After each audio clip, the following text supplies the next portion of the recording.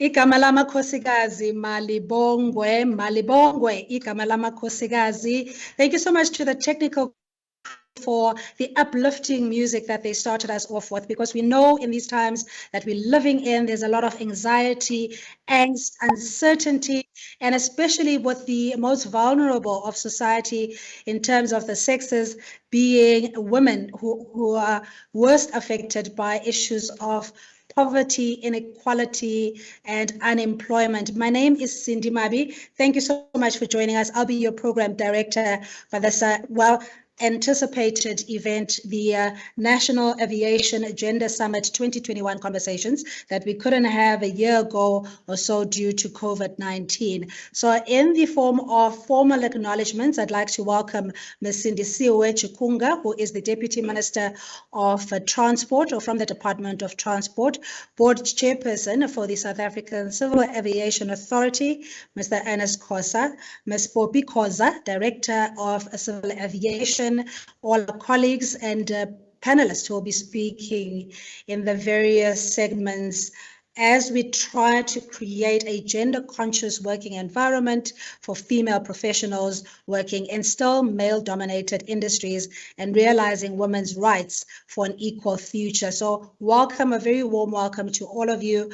And as I mentioned, as we progress, you will then have a sense of the different topics that we'll be speaking to, but primarily these want to get to the core of creating an equal and egalitarian society in spaces where women are still marginalized or disenfranchised. So without any further ado, I'd like to call on our first speaker, Ms. Poppy Khoza, who will also give us the context of why we are here. Just a brief biography of hers, of course, very well decorated with many accolades in the aviation space. She has over 20 years experience in civil aviation industry, and she was reappointed for a second 5-year term as Director of Civil Aviation CEO at SACA, effective from 1st December 2018, and she's the first woman to have occupied this position since inception of SACA.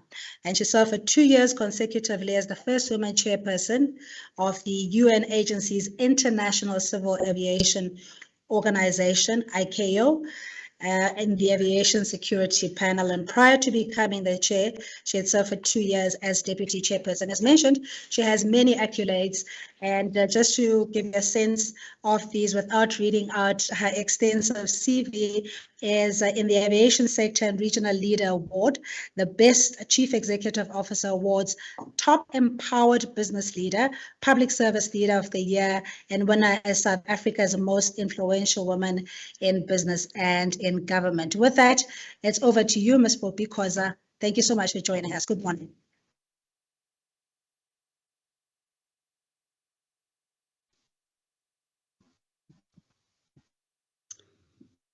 Thank you very much, and good morning, Program Director, Ms. Cindy Mabe. I think perhaps some of us will not recall that the Program Director is an aviator herself. I remember that at some point she was in civil aviation, so it is quite a pleasure to have you in our midst. The Deputy Minister of Transport, Ms. Sindisiwe Chikunga, the South African Civil Aviation Authority Board, led by the Board Chairperson, Mr. Ernest Khosa. In our midst, we also have the board members, Professor Gianni Mhango and Ms. Koyana. I believe that some board members are also joining in. The chairpersons and board members from various agencies, including the state-owned enterprises, the chief executive officers here in present. I've seen Ms. Renelle Stander from ASA. I also recognize the representatives from the region, Botswana, Zambia, Seychelles, as well as Egypt. We also have representatives from IATA, senior officials of the Department of Transport, government departments and public entities, the South African Civil Aviation Authority executives and executives from various organizations, distinguished speakers and panelists, distinguished guests, ladies and gentlemen. Happy Women's Month to all the women in attendance and to all the women who are live streaming from around the country and out of the country. Program Director, please allow me to first recognize the presence of our distinguished guest, the Deputy Minister of Transport, Ms. Sindisiwe Chikunga. Deputy Minister, welcome back to Transport and mostly Civil Aviation. What a beautiful and befitting occasion that we are hosting this National Aviation Gender Summit after you have just returned to the transport portfolio. I am certain that this is the first conference that you are attending since your return, and we are quite pleased that you could be with us in this second National Aviation Gender Summit. These are just beautiful life coincidences, and I say so because just this morning I was reflecting and I was reminded that, in fact, in 2018, you were an integral part and in fact played a leading role in the first ever Global Aviation Gender Summit, which was hosted by the Civil Aviation Authority with the Department of Transport and in collaboration with ICAO, UNESCO, and UN Women. You spent the whole 3 days with us after you had officiated the event on behalf of the South African government and the Department of Transport. I know certainly that transformation and gender issues are very close to your heart, and not only are they close to your heart, but you are also an advocate of such a worthy cause. Indeed, we are quite pleased that you are part of this event. Thank you, Deputy Minister. Ladies and gentlemen, it is an honor that I welcome you all to the National Aviation Gender Summit 2021 Conversations. As I indicated, this marks the second installment of the National Aviation Gender Summit, following the acclaimed global event hosted at our shores by a conglomerate of women across the globe in 2018. Sadly, we were unable to continue these conversations in the previous year, as the program director has indicated, of course, as a result of the outbreak of COVID-19. However, I'm very excited that we have found ways to navigate our new normal and continue such important conversations which bring hope and that will indeed realize the promise of gender equality we continue to fight for. We can never get tired, we can never get irritated about talking gender issues in our sector until such time that the statistics show us otherwise. The agenda has not changed, but the game plan requires creativity and resilience from all of us. We need these gender conversations more than ever before to support all women across the nation and to achieve gender transformation within the civil aviation sector. Ladies and gentlemen, I believe that we started this discourse just in time, considering that we were plunged into the crisis of the global pandemic. The question is, where to from here amid this crisis? What is in it for us as women in this sector that struggles to accommodate women? As a starting point, I would like to emphasize that, of course, with the exception of cabin crew, women are still poorly represented in civil aviation across. The statistics indicate that women representation in this sector is happening at a very slow pace. It is not a secret that the aviation industry has struggled to shrug off the label of being a male-dominated industry. And this is despite the fact that aviation has been around for over 100 years. So we've had a century to change things, but the statistics show that we have not passed this test. It is not a matter of whether the industry can or cannot attract women and young girls into this exciting industry. On closer inspection, it would seem that the stereotypes and social barriers that women and other racial groups have to deal with on a daily basis are quite dominant in our industry. In South Africa, for instance, you have to correct both gender and racial stereotypes that are deeply entrenched in our society and in the civil aviation industry particularly. Having said that, I want to make it clear that nothing is impossible. If we've created these stereotypes as a society, surely we can also undo them. What is quite pleasing for me as a beneficiary of transformation is that South Africa has a political will to redress the imbalances, hence the support we continue to receive from our leaders in government. The involvement of men as co-players for the inclusion of women in this male-dominated industry remains crucial. we have now migrated from only involving women in advancing our cause in aviation to involving men and decision makers in transport. As can be demonstrated, we also have men on the panel, and the more our advocacy includes our social partners, the more we are likely to win this war on gender representation. Collaboration is indeed an imperative and necessary approach towards achieving gender equality. As part of the discussions in this summit, we will hear from the panel on a variety of topics, and some will touch on issues including looking at the impact of the changing world of work, unpacking the issues of salary discrepancies between men and women, the workplace policies, and the extent that they accommodate women, the issues of work-life balance or work-life integration, considering the current model of working remotely, the culture that is created in the workplace, asking critical questions of whether we have set the right tone at the top to eliminate unconscious bias and stereotypes that still persist, and also the elimination of unseen barriers that prevent women from climbing to the top. Mental health is another discussion which is a growing challenge both at home and at work. The current reality of the pandemic elevates this discussion sharply, even more so especially for women with multiple roles both at home and in the workplace. It is therefore timely for us to have a discussion to unpack this subject and look at various ways to cope and thrive in these challenging times. Program Director, on the challenges relating to education, Statistics South Africa in their Education and Gender Report, which covered the years 2009 to 2018, concluded that over nearly a 10-year period, males consistently showed higher literacy than their female counterparts. Although this has improved, it is a matter of concern that the enrollment of females in the fields of science, technology, engineering, and mathematics remained lower than that of males throughout the 10 years of reporting. Women need to be part of the answer when addressing developmental challenges related to STEM. Aviation is an industry that is heavily supported by the STEM fields, and we cannot talk of gender equality in aviation without addressing or supporting the participation of young girls in these fields. This is about developing programs that build the capacity to produce engineers, aircraft designers, aircraft manufacturers, etc.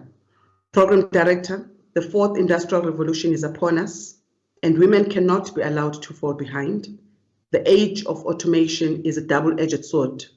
The World Economic Forum's Future of Jobs report of 2020 estimates that 85 million jobs may be automated in 5 years' time, and in the division of labor between humans and machines, 97 million new roles may emerge. The question is, what will be the role of women in the envisaged shifting trends in the world of work? Will we fight or flight?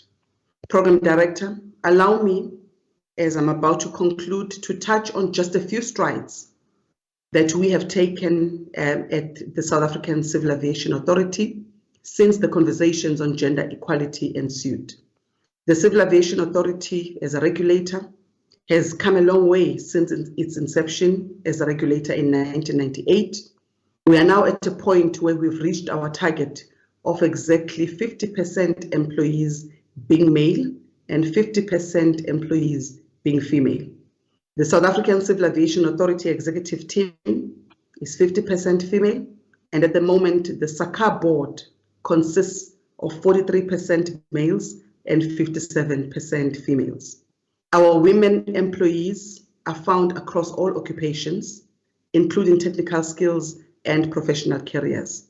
In relation to other transformation projects that we are currently supporting, the South African Civil Aviation Authority employs 23 interns, of which 57% are female, and our bursary recipients, a total of 70 to date, and this number represents 47% of females. If we focus and become deliberate, we believe that anything is possible. I am not suggesting that this is easily achieved, but we have found that by being conscious of the decisions we make on an ongoing basis, we're able to move closer to our targets. We must forge ahead and be unapologetic about recognizing women talent, to develop and nurture their talent and allow women and young girls to excel. All they need are opportunities. All we need are opportunities and a fair chance. So those who have climbed the ladder, I'm talking to the captains of the industry, I encourage you to do more and to hold the ladder and allow others to climb. As I conclude, allow me to encourage the audience and the participants to fully participate in the discussions. I also once again wish to thank the Deputy Minister of Transport for her presence and the board of SACA for your continued support. I wish you fruitful and insightful deliberations. I thank you.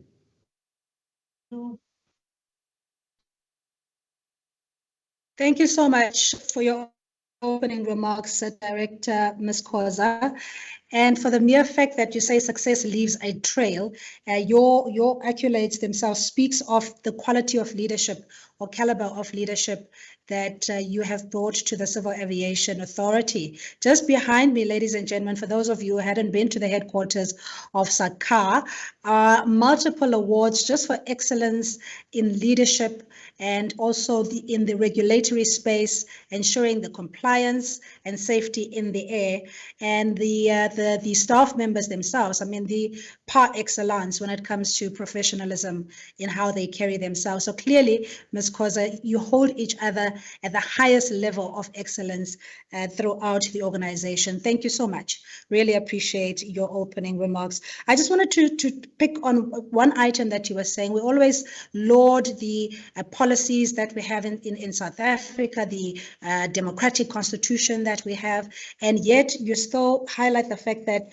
there are less women or females that are entering in the STEM space, and this is precisely what we require in transforming the aviation space. Ms. Khoza, if I may just again pick your brain on this one, I just want you to wrap it up and say what is lacking in finding the synergies based on what government is offering, trying to do, ensuring that we reach that equilibrium. And on the other side, is it society not taking up the opportunities? Where's the lack, Ms. Khoza?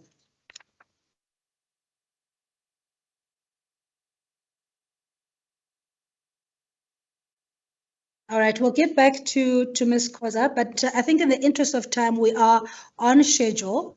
I'm sorry, I just got stuck on that one because I really think it's almost an exercise in futility, if you will. While we have the policies in place, there's also the issue of not the numbers. The needle is not moving in seeing young Black girls, especially getting into the science, technology, education, and mathematics, as you were saying. I suppose that perhaps a lot has to do with the manner in which we socialize young girls. The stereotype in many instances starts from a young age, how we raise a girl child and a boy child, where we would tell a boy child that this is what you can do, and we tell a girl child that no, this is not for you. It is for the boys. Take for instance the pilots. To become a pilot as a woman, it would be a taboo because it would be seen as a career that is pretty much designed for boys or for men. And I think it starts really at an early stages in terms of how do we raise our children, how do we raise our young girls and boys, and nurture them and tell them, in fact, that they can be anything that they want to be.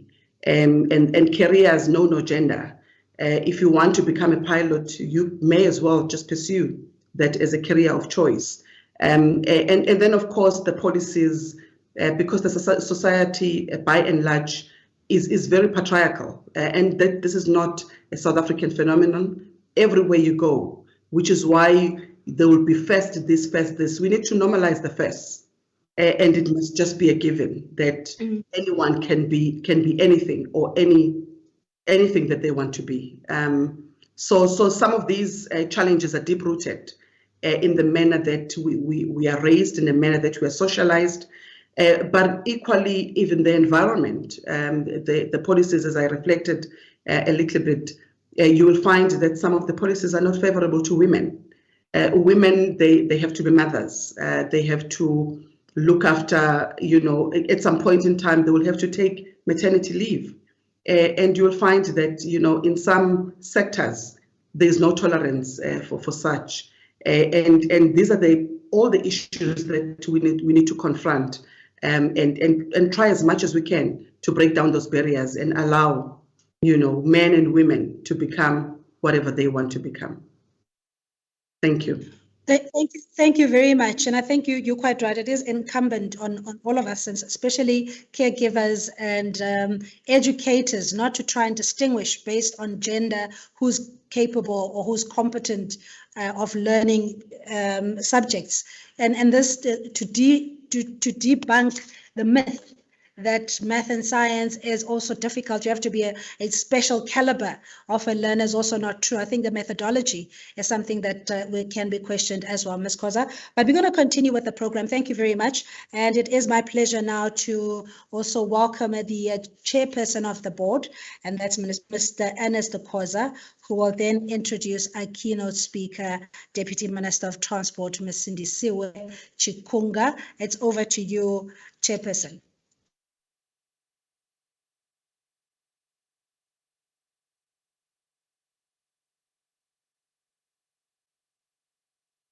Mr. Chair.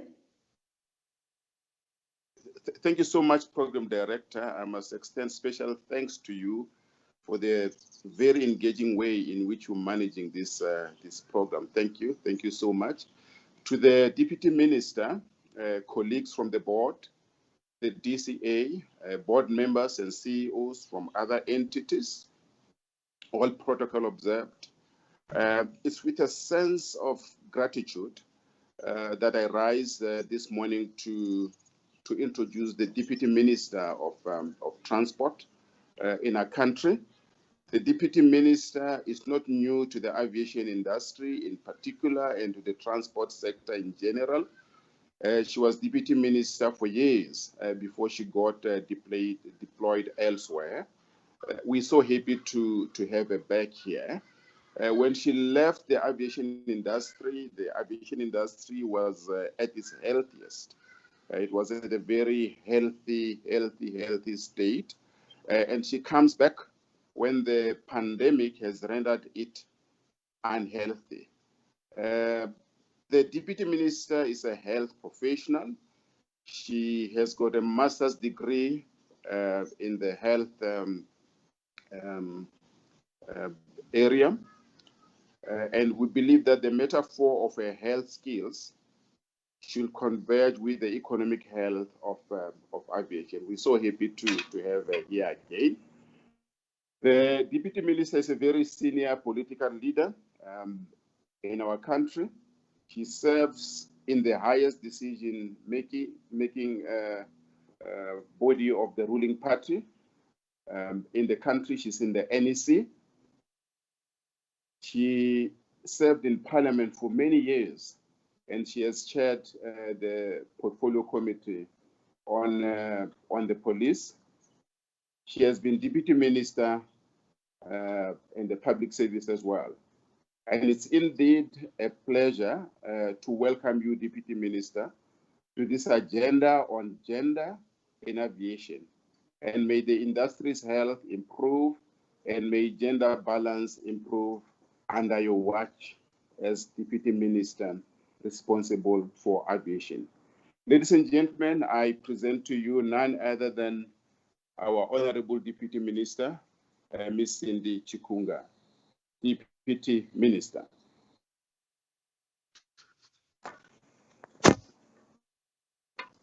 Thank you very much, Chairperson of the board, Mr. Ernest Khoza. Let me also appreciate you, Program Director, Ms. Cindy Mabe, for directing this important summit. I also acknowledge the presence of members of the SACA board, the Director of Civil Aviation, Ms. Poppy Khoza, our aviation experts and aviators, the SACA management, as well as SACA staff, senior officials from the Department of Transport and other government departments and state-owned companies, as well as the private sector that are here. Ladies and gentlemen, members of the media, good morning. We are indeed honored to have the opportunity to address you at this Women's Day event, which correctly, Ms. DCA, is my first event I am addressing, which focuses specifically on women in aviation under the theme Generation Equality, Realizing Women's Rights for an Equal Future. As you know, I have been away from the industry, you've already said that, for at least 2 years. However, 2 years of absence from the transport sector is without a doubt long. Our return to the sector is one characterized by many changes, challenges, and developments.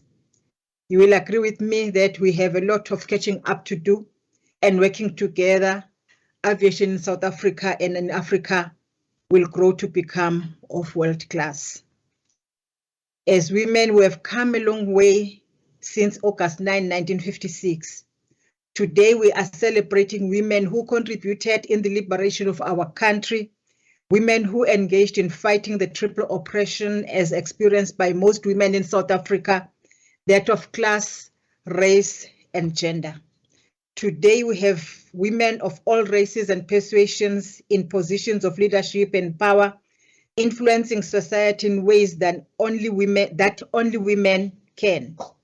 In fact, at today's National Aviation Gender Summit, our host, the South African Civil Aviation Authority, is headed by one such woman, the first woman director at the helm of national regulator, and the first woman of color in this position. Not only that, she, together with the SACA staff, recently made sure SACA takes off as the African Regulator of the Year. At international level, the international civil aviation community recently bid farewell to the first woman to head the International Civil Aviation Organization, ICAO, as the 12th Secretary General, that was Dr. Fang Liu of China. These women recognize the contributions that many women in this industry can make and push forward, bringing to life the Global Aviation Gender Summit in 2018, which I also attended. Program Director, in South Africa, respect for women and their dignity is enshrined in our Constitution.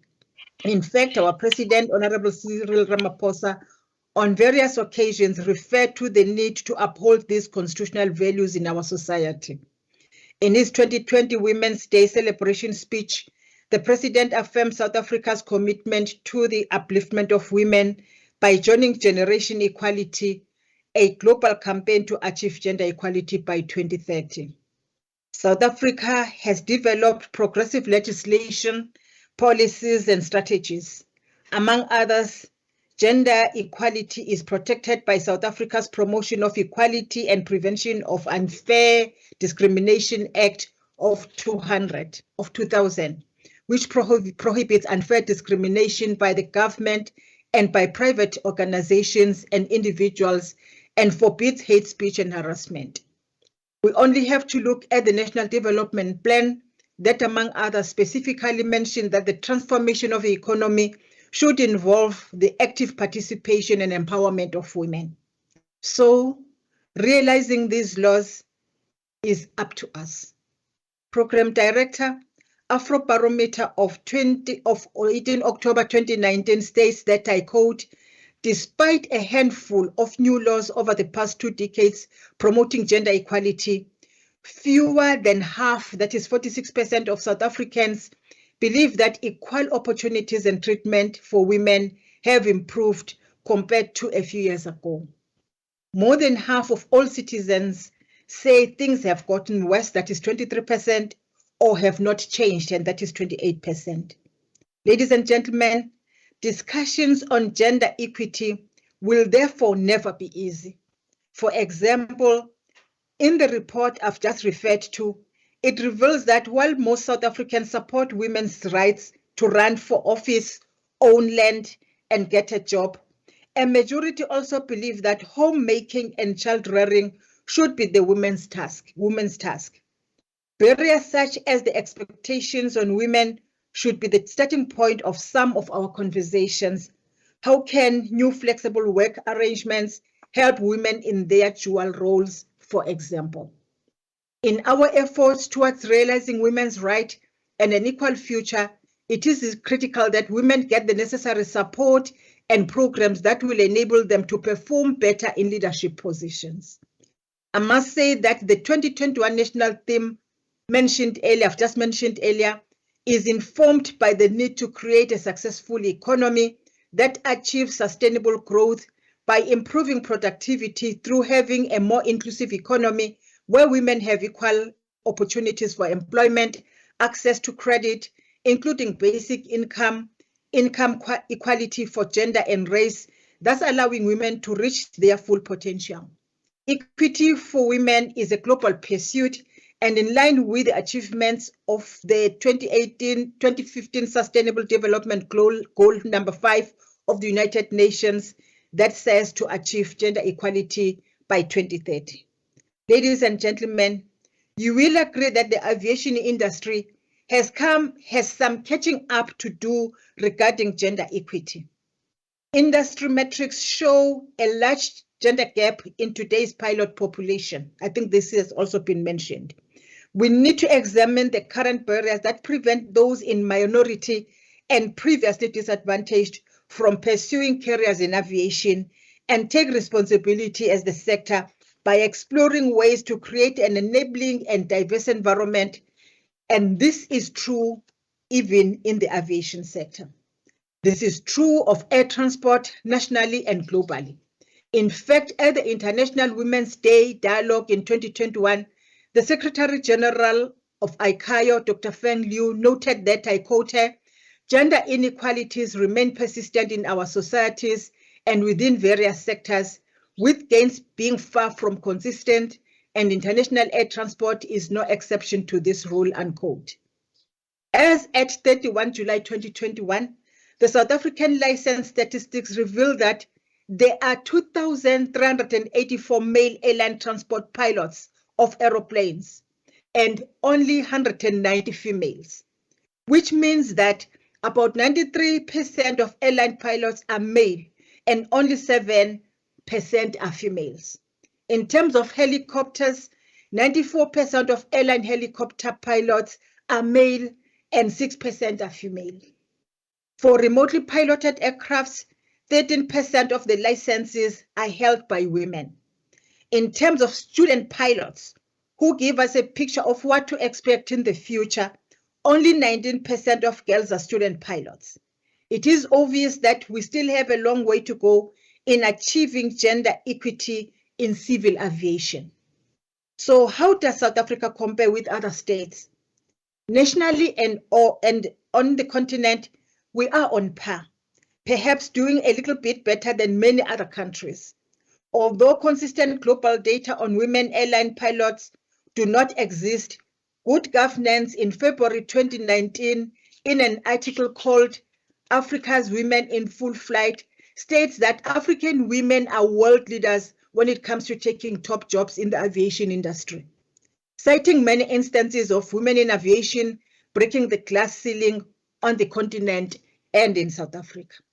A study named Gender Diversity in the Aviation Workplace, published in 2020 by students at the Embry-Riddle and Aeronautical University, reveals that females still comprise a very small percentage of the total workforce across aviation occupations in the United States of America.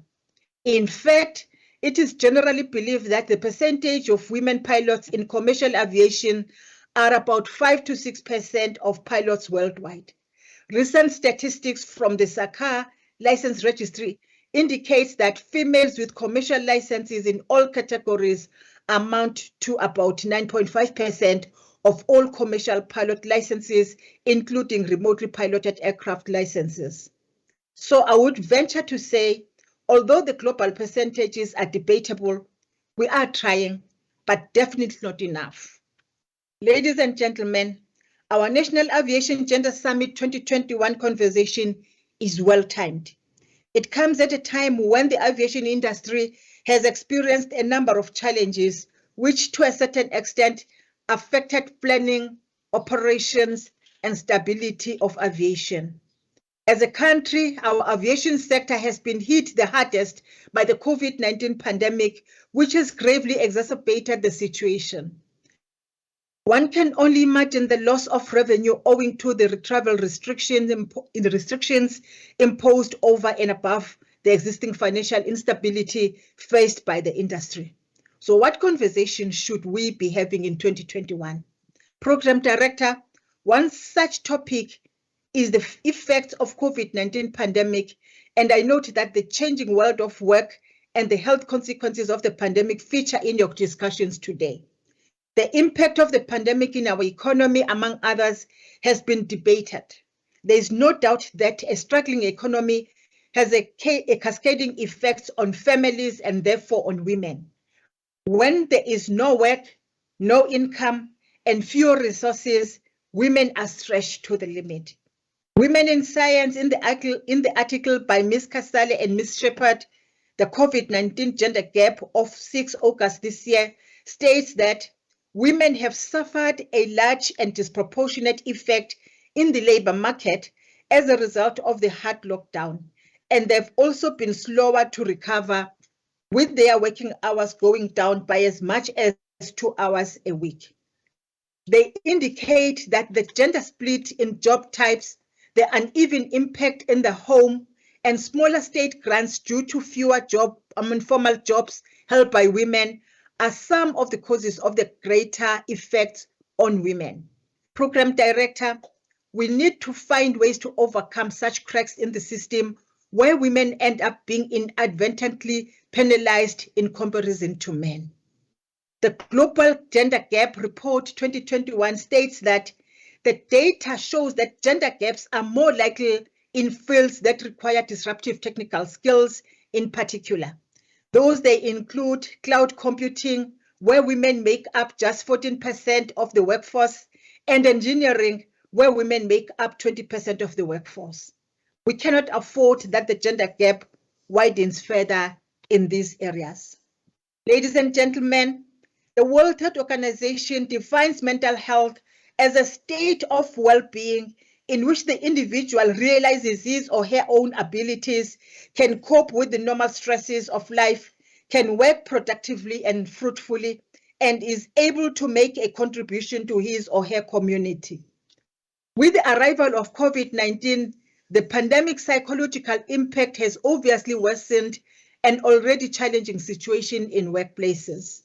The psychological impact resulting from the high levels of stress, uncertainty, anxiety, and depression has caused most South Africans to present with these mental health conditions for the first time in their lives, as well as worsen the previously clinically controlled people who have a pre-existing mental health disorders.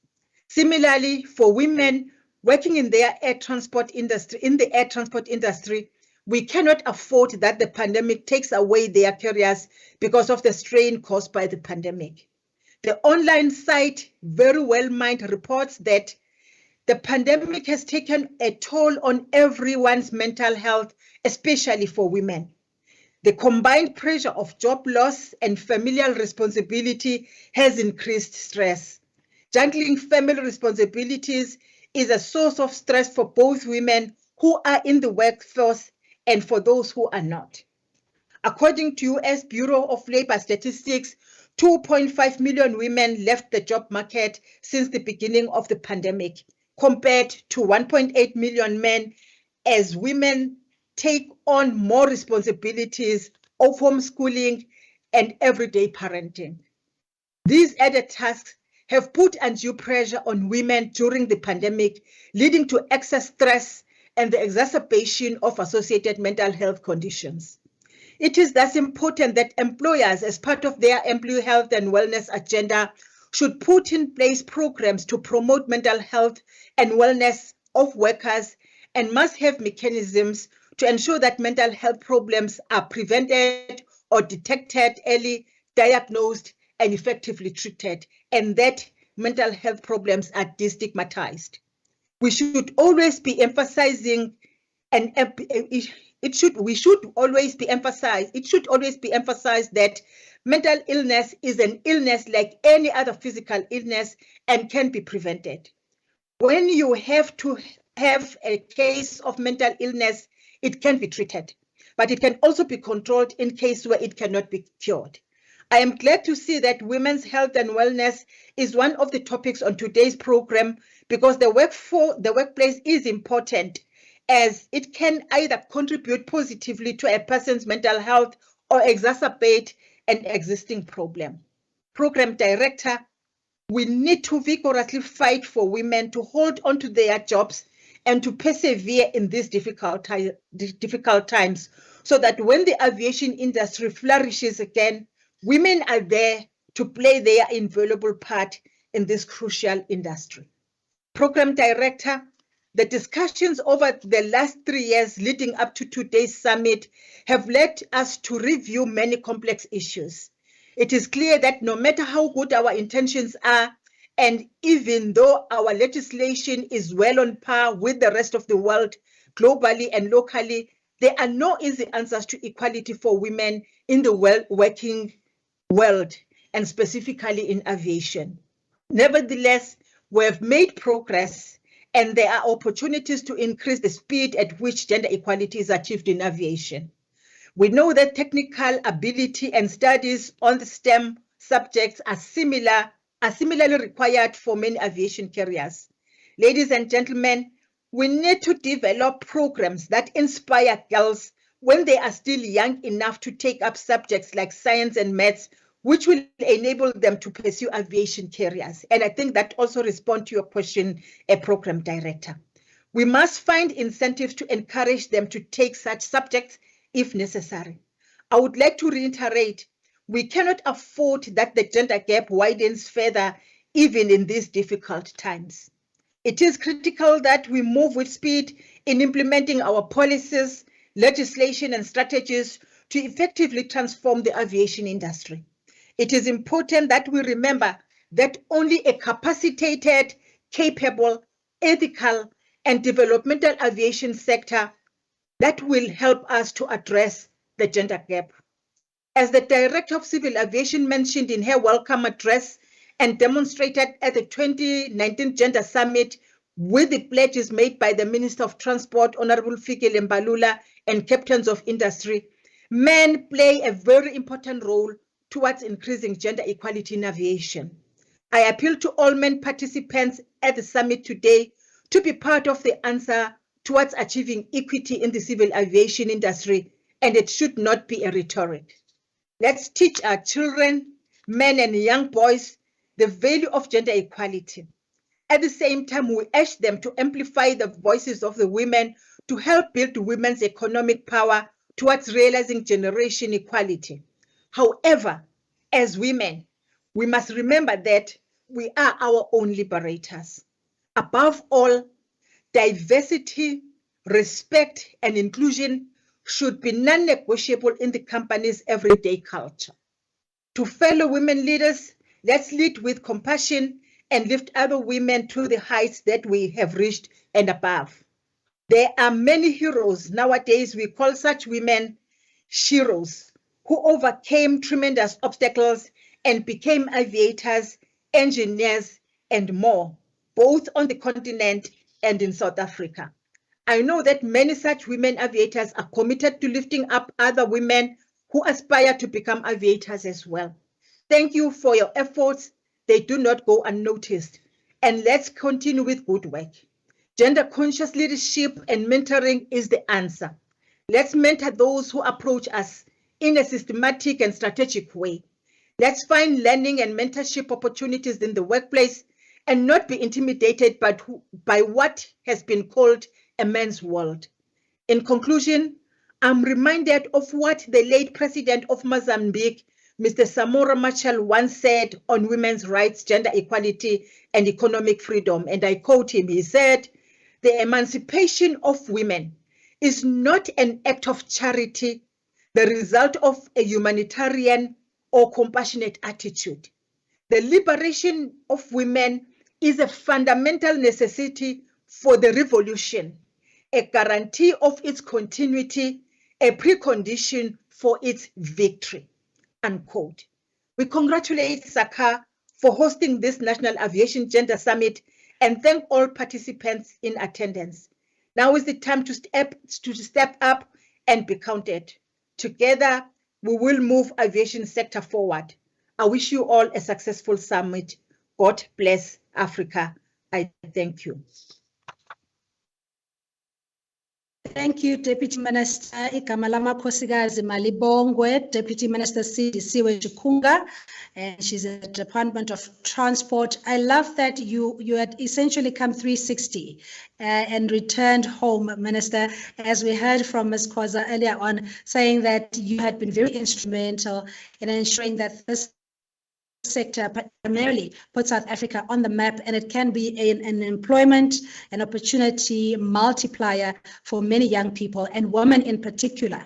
You said to zoom into economic and career opportunities for women because, you know, long gone are the days where we just celebrate Women's Day or Women's Month by singing praises and showering each other with compliments. What women are now saying is that we want meaningful contribution in the economy. We want opportunities. We want to also make our mark and add value in the spaces that were previously male-dominated. So with those words, thank you so much, Minister. And in the chat room, you'll see some comments there. If you're able to do so in real time, please may you also respond, including all our other panelists. Ladies and gentlemen, again, it is my pleasure to be your host here for the National Aviation Gender Summit 2021 Conversations, Generation Equality, Realizing Women's Rights for an Equal Future. Our next speaker in the subject, the impact of the changing world of work on women and promoting equality, is Busisiwe Sithole. She's the Group Head for Transformation, Diversity and Inclusion at the ABSA Group Limited. Born in Limpopo, Busisiwe is transformation leader for over 20 years with a wealth of experience that spans over responsible business and triple BE, CSI, stakeholder management, ethics, compliance, environmental management, and diversity and inclusion. Ms. Sithole, thank you so much for joining us. Your time starts now. Welcome. So much, Cindy. I must mention that, you know, it's an absolute honor to be part of this conversation today. I have never been in this industry. You know, I was actually thinking after receiving the invite that, you know, I wonder if I wasn't from the rural areas where I didn't really have an opportunity or even known about the aviation industry, whether I would actually have chosen a career in aviation. And this is one thing that I have been asking myself. And I have also been thinking that, you know, there is a lot that we actually need to do in terms of ensuring that we don't have more children in the rural areas who are going through a situation where they actually don't know anything about aviation, never mind dreaming about being in the sector. So I've got a presentation that I want to take you through. I would like to believe that it's actually visible on your screens. Program director, please advise if it's visible already. Yes, we can see it. Thank you. Awesome. Thank you so much. So I am Group Head of Transformation, Diversity and Inclusion within ABSA. But one of the things that I always say is that I'm very much privileged in a sense that I do what I love, I do what I'm passionate about, you know, for a living, which is absolutely awesome. And, you know, when I was called and speak to you, I thought, it's a different industry, but this is the kind of work that I love. So I'm going to engage you really and take you through what is my thinking in terms of the impact of this changing world, as well as what is it that you can do, or what is it that the industry can do to ensure that we're closing the gap in terms of gender equality. So in terms of, I just want to actually take you through a number of statistics that will help us to engage. I normally prefer to engage rather than, presenting or reading, but unfortunately, these are the times where we live in where we can't really engage, and hear what the other audience members are actually having to say. So I'm going to just share with you a few statistics, very simple statistics that probably all of you know about, but I think it is important for us to just remember those statistics as I engage you in terms of the impact of what is happening. So let's just take a step back and look at the population of South Africa. 51% is actually female in South Africa. And while we've got majority of the population being female, when you come into the work environment, economically active population, only 45% of the population that is economically active is women. That is where we start to see where things are really starting to not have a good balance. And within the environment, the studies have shown, the university, the USB have actually shown that there is, a gender pay gap of between 23 and 35%. In terms of the corporate world, and that is actually saying that definitely there is a lot that we need to deal with. And I know that the speakers before me have actually touched on a number of statistics, but I thought it is still important to actually emphasize this. And then when you take it home, I often like to unpack things holistically in terms of who we are as people before we can be the employees. And when you look at our homes, 47% of children between the age of 0 and 6 actually live with single parents, whereas only 2% of those live with their fathers, and 45% live with their mothers, which means that we've got a lot of women who are actually, taking care of the children and have got more responsibility compared to their male colleagues. The other statistics is speaking about the fact that, 70% of consumers in Africa are actually women. So this is taking us now to the business to say, what does it really mean? The fact that we've got 45% of women of the population who are actually women, being active. What does it mean? The fact that we actually have got, this much population of women in South Africa. And what does it mean with the fact that, businesses are actually relying on women for them to make profit? And when I'm saying relying, I mean, you can see the Africa report is clearly articulating the fact that 70% of consumers in Africa are women, which means that majority of those that are actually empowering these businesses is us. And then globally, the UN Global Compact as well have mentioned that if companies can actually deal with this gender gap, we can actually grow the global GDP by 3%, which means that there is actually a business case for gender transformation. There is a business case in terms of us, growing our economy, if we actually look at gender diversity and inclusion. I would actually like to start by highlighting things that, again, that there are threats, there are challenges, and there are actually opportunities that come with the impact of this changing world.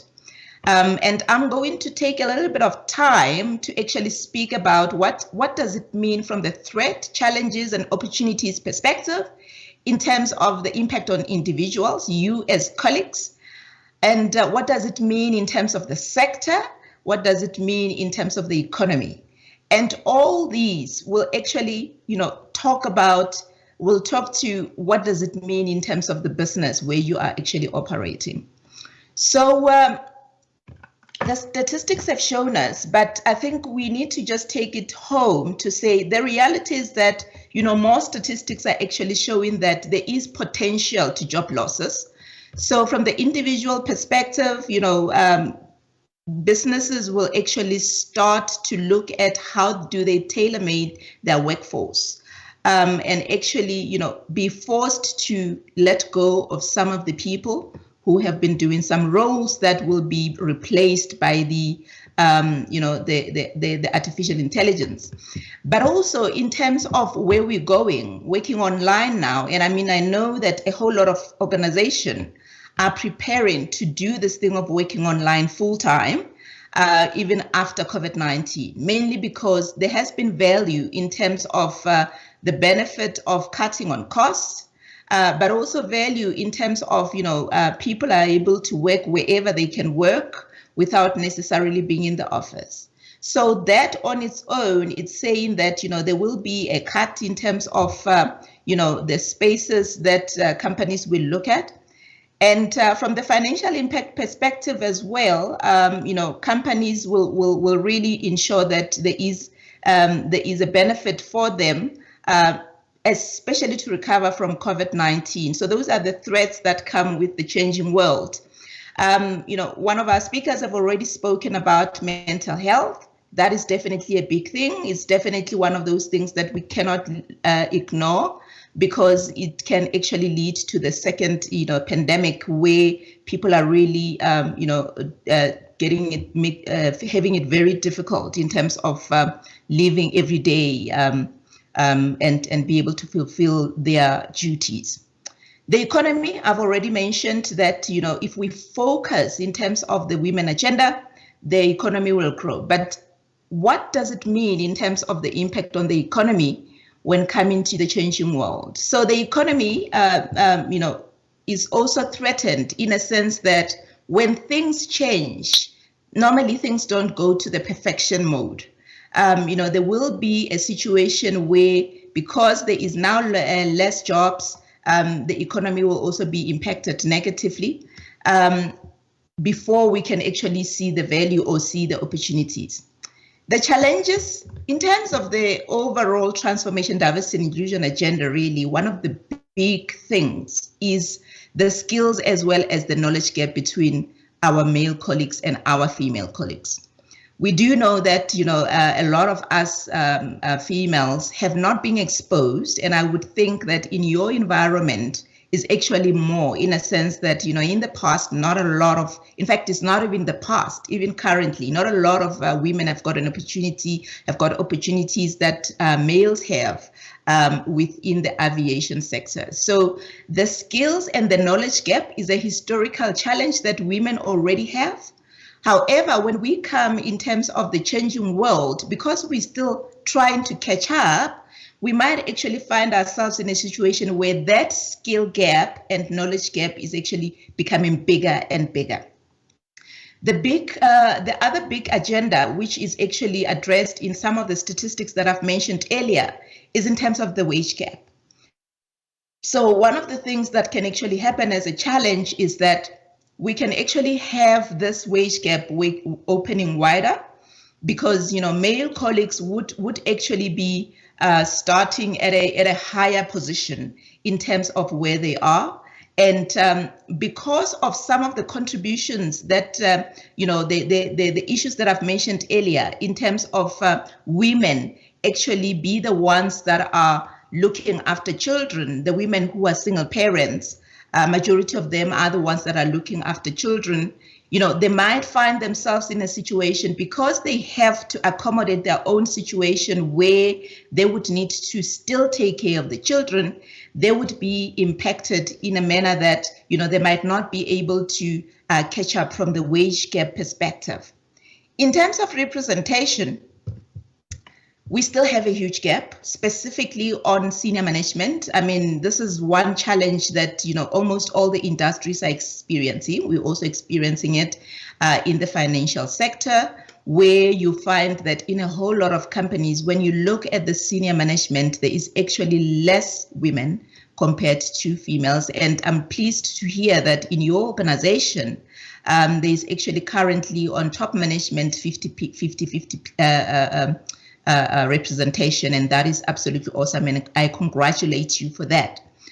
However, in terms of keeping up with that position, there are quite a lot of things that would need to happen, and I'll touch on when I speak about what now. That would need to happen for us to actually ensure that there is sustainability and momentum in terms of keeping that progress that one is having from representation perspective. When you look at the work-life balance, I've touched a little bit on the fact that some women who are single parents actually are impacted from the fact with the fact that they have to look after the children. And with this new ways of working, there are children who are actually home, and women have to actually balance that. And I know that the speaker after me will touch on the work environment, so I'm not gonna dwell too much on that, but that is one area that is very clear, and it's something that companies need to look at to ensure that women are not taken back in terms of them delivering, mainly because of the circumstances that they find themselves in. I have touched on the threats and the challenges a little bit, and I mean this is one huge topic that one can take in terms of can take the whole day in terms of addressing it. And considering that I've got a very limited time, I will just move swiftly to also touch on the opportunities. Not all is doom and gloom. There are opportunities in terms of this impact, in terms of this changing world that we're in. There are opportunities for new jobs. As we transition into the new world, women have got an opportunity to actually learn new ways of doing things, also learn at the same time with the male colleagues in terms of doing things the new way. And for me, I'm saying this is a huge opportunity for women because it almost like position us in a way that we almost on the same footing with our male colleagues. We all experiencing this new thing together at the same time, with the opportunities that we are having, provided, guided by the legislation, as well as guided by the business case for the women agenda that we're having. However, there is also, the opportunity for a redress from the overall transformation, diversity and inclusion perspective, where we can actually go back and look at our transformation plan and say, we can see that things are changing. As we are looking at transformation, as we are looking at digital transformation, how do we ensure that that is actually supporting our gender diversity as well as inclusion? So the two can actually coexist and the two can actually support each other.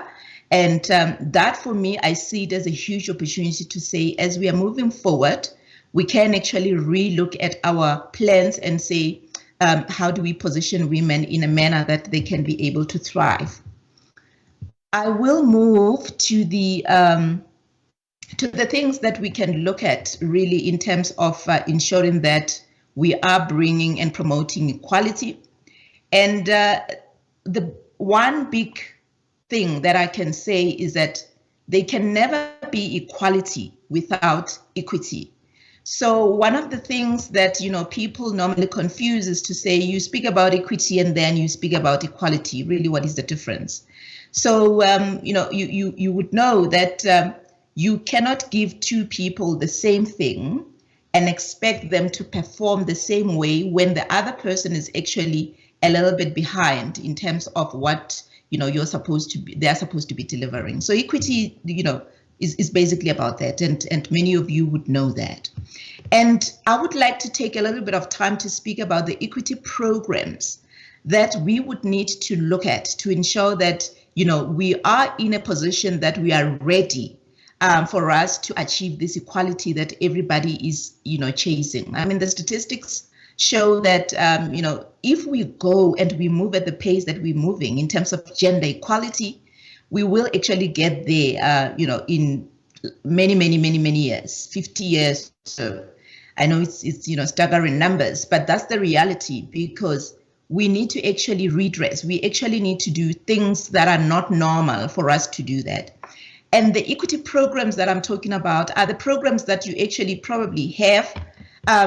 But, you know, it is important to be intentional and say, let's look at representation. Let's look at what is it that we can do from succession planning perspective? What is it that we can do to be intentional about building the talent pipeline so that we don't find ourselves regressing from the 50-50% that, you know, our leader was talking about earlier on.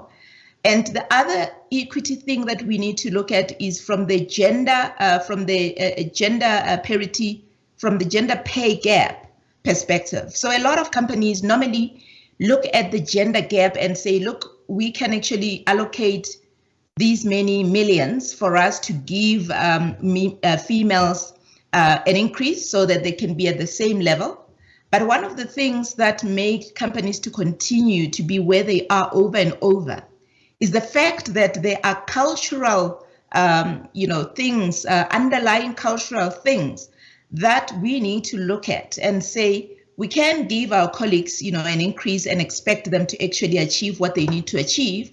However, if we still have, for example, the line managers, when they hire, they actually still give our male colleagues more money, or line managers who are actually looking at where female colleagues are and say, you're coming with 100 Rand and, we're going to give you 10% because that's our policy, then we will never catch up on that. So our female colleagues will forever be catching up. So those are the things that, companies need to take time to actually look at and say, how do we address the cultural things? How do we address the unconscious bias issues that make our male colleagues, or even our female colleagues, by the way?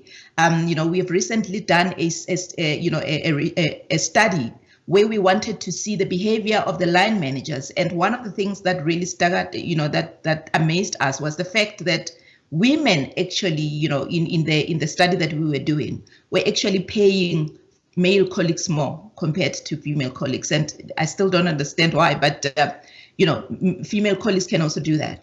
The other equity program that one would need to look at and look at very intentionally so is in terms of mentoring. And there are many other equity programs that, we have, but because of lack of time, I won't go too much into that. I want to focus more on the next, I would like to focus more on the mentorship, coaching and sponsoring.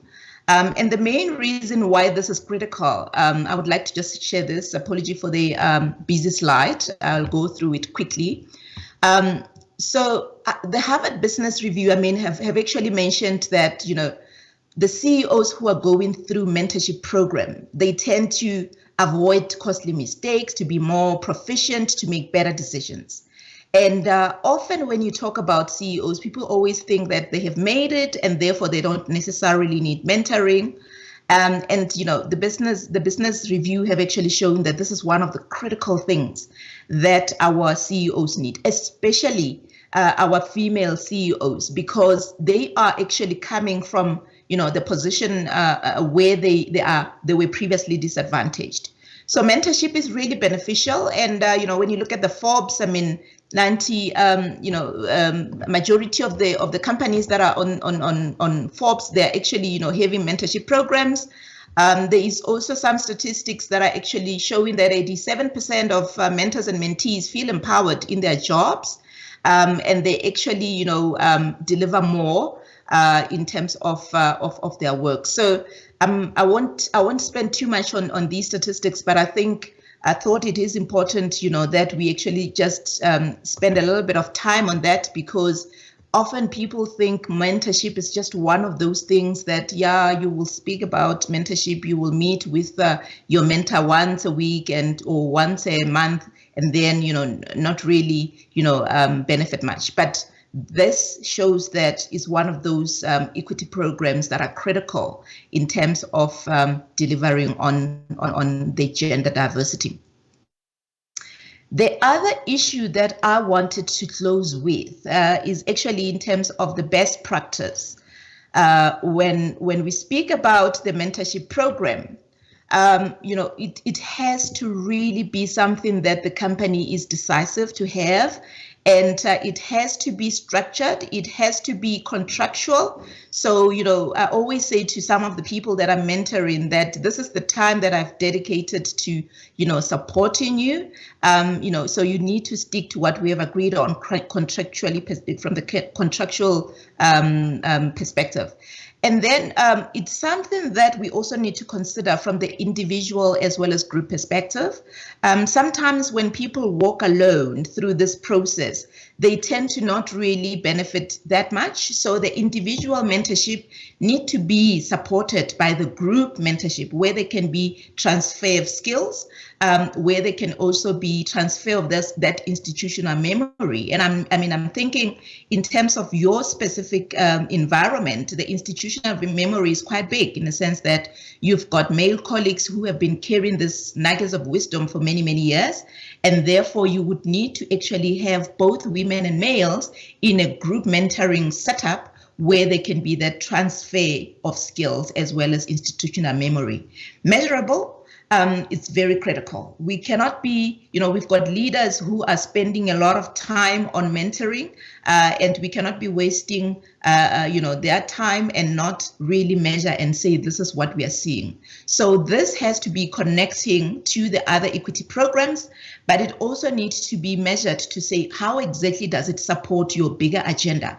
How exactly has it contributed to your talent strategy? How has it contributed to actually, building a pool of people who will understand, the customers? Remember, I've mentioned earlier on that 70% of the customers that Africa has is women. So you need to build a talent pool of women who will actually advise and guide and strategically lead the company towards doing the right things that will speak to the 70% of the population, consumer population that we're talking about. It has to support the business strategy. That is very key. It's not something that should just be done and be left. But at the beginning of the program, it has to be clear that this is what you're doing as a mentee within the company, and this is your contribution to the strategy. Because one of the things that I always say is that if you're doing something within the company and it doesn't support the business strategy, then you have to stop doing it because it's not supposed to be taking place.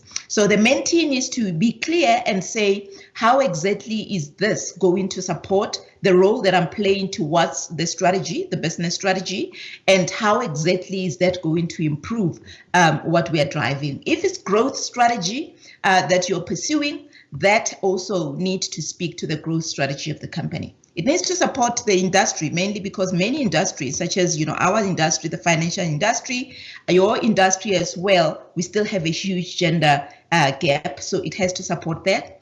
And lastly, it also has to support the economic strategy, the economic transformation strategy. So in South Africa, I operate in a number of we operate in a number of countries where we are saying that, whatever program that we have, equity program that we're having, it has to support the economic transformation of that specific country. In South Africa, there are quite a number of strategies, whether it's BBBE or employment equity or, all other strategies that we are having. It has to support the country strategy. It also has to contribute towards that growth that we are talking about.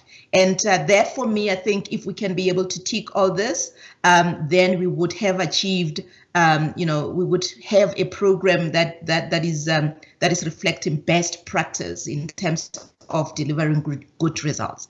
So in a nutshell, we can spend a lot of time talking about this, which we don't have, but I wanted to just take a little bit of time and share that with you and say that, there is a business strategy. There is a business case for the gender diversity. There is a business case for equality, and that is about performance of the company. We cannot, dissociate the two. They need to speak to each other because, the more we're not transforming from gender diversity, the more we don't understand that bigger pool of our customers, and therefore the more we're not able to attract the customers that we want to attract, as well as the talent that we want to attract. On that note, thank you so much, Program Director. I will end there. Thank you.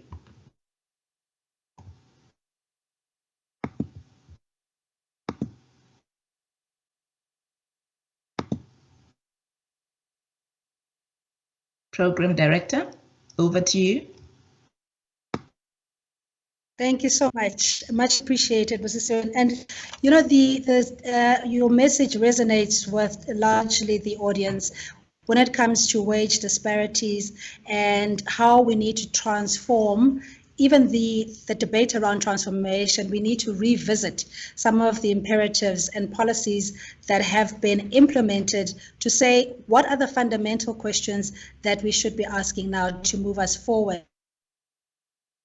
You also warned against the regressing from the 50% parity that we've achieved so far, as articulated by Deputy Minister, that if we're not careful and we're not pulling the requisite skill set in the digital transformation space, we could potentially even lose those gains and strides. So thank you very much for that. There are a number of comments as well in the chat box. Continue to send those through.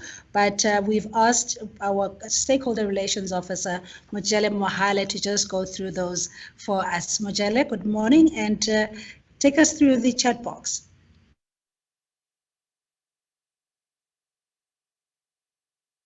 While she's getting the chat box and questions and comments, there she is. Hello, you look so pretty. Hi, Mojele. So what are the comments and questions rather on the chat box? Thank you so much, Ms. Cindy. We've got a few comments on the chat box and also a few from social media. I'm just going to go through them now. From the chat box, we have Ms. Pindiwe Gwebu, and she says, Deputy Minister challenged the transport sector in 2014 during the Transport Gender Summit to pledge and achieve gender equality. She gave the transport sector marching orders to achieve a 50-50 split in all spheres in the workplace, e.g. employment, training, bursaries, etc. Thank you for the leadership, ma'am.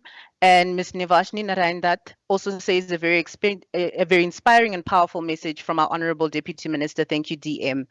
We also have a comment from Ms. Tobile Masowa, and she says the Deputy Minister calling upon all of us to continue to examine barriers to entry for women. This is indeed a call of duty we all need to heed. Thank you, DM.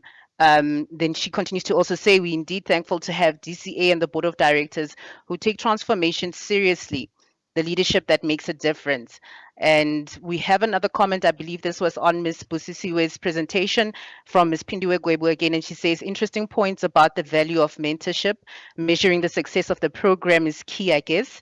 And another comment from Anastasia Machobane, and she says, mentorship is one of the best ways to transfer skills. It is practical, pragmatic, and has long-lasting benefits. From Nomsa Mujela, she says, Ms. Pindiwe Gwebu, your role as my mentor is a critical one. And then, of course, Ms. Pindiwe Gwebu goes on to say, thank you for making it interesting, Nomsa. Let's grow together, girl. We have another one from Ms. Nevashni. Equity programs are great. It is equally important for us as women to embrace and make the most of these programs. Ms. Tobile goes on to say, very insightful presentation indeed, Busi. Mentorship and coaching are very key. There is a business case for gender diversity and equality. Wow. Thank you. And we have an anonymous guest who says, we could not agree more. Very informative. Thank you. And from Natasha, she says, thank you for an extremely informative presentation, Ms. Busisiwe. There is so much value in mentorship and the transfer of knowledge. And Ms. Tobile goes on to say there can never be equality without equity. Ms. Kosini Ngobeze says, thank you for touching on mental health, e.g. anxiety, etc. And we have Anastasia again saying, I have a mentorship program where I transfer specialist legal skills as well as other work-related skills to young people, including both men and women. And she has seen the positive benefits of this, and that she has now just added 4 more mentors from the STEM fields. And from YouTube, I'm just going to go through the 3 that we have on YouTube. We have Temba Tabete saying great opening remarks.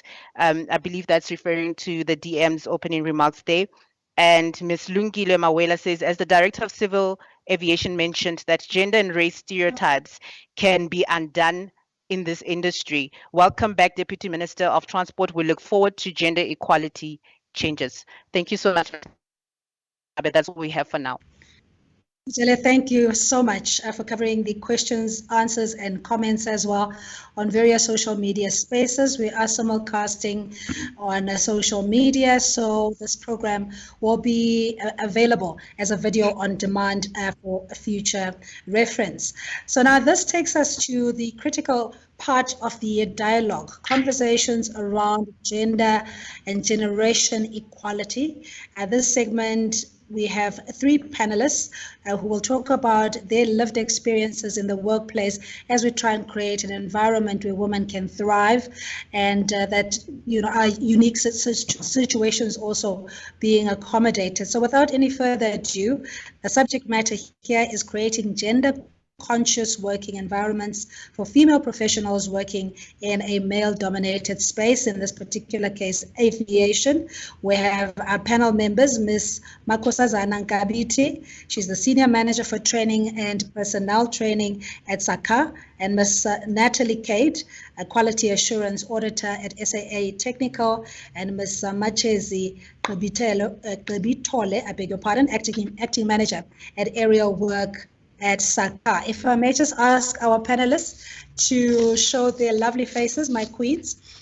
Ms. Makosazana Nkabiti is currently holding a position of Senior Manager at AVSEC Training and Personnel Certification. She started her aviation career at SAA in 2003 and joined SACA as an inspector in 2007. Reminds me of the good old days when we used to say, "Vlieg is my lewe." When I was a flight attendant at that time, having to always be panicking about compliance and making sure that the refresher material you are very knowledgeable about, otherwise you wouldn't get your flying certification. So thank you very much for joining us. And Natalie started her apprenticeship in 1998 and qualified as an aircraft electrician at SAA Technical in June 2000. She holds an aircraft maintenance engineer license, and in 2000 became a senior licensed technician. I'm just going to abridge the introductions, if you will allow me, so we can get into the meat of the discussion.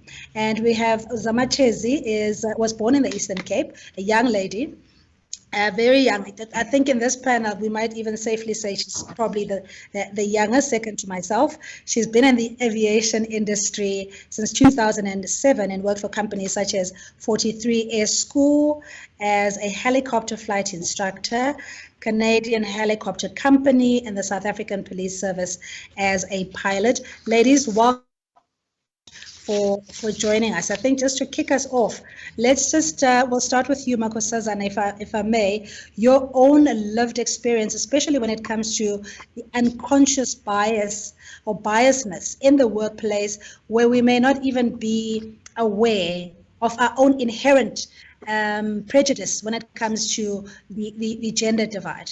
Over to you.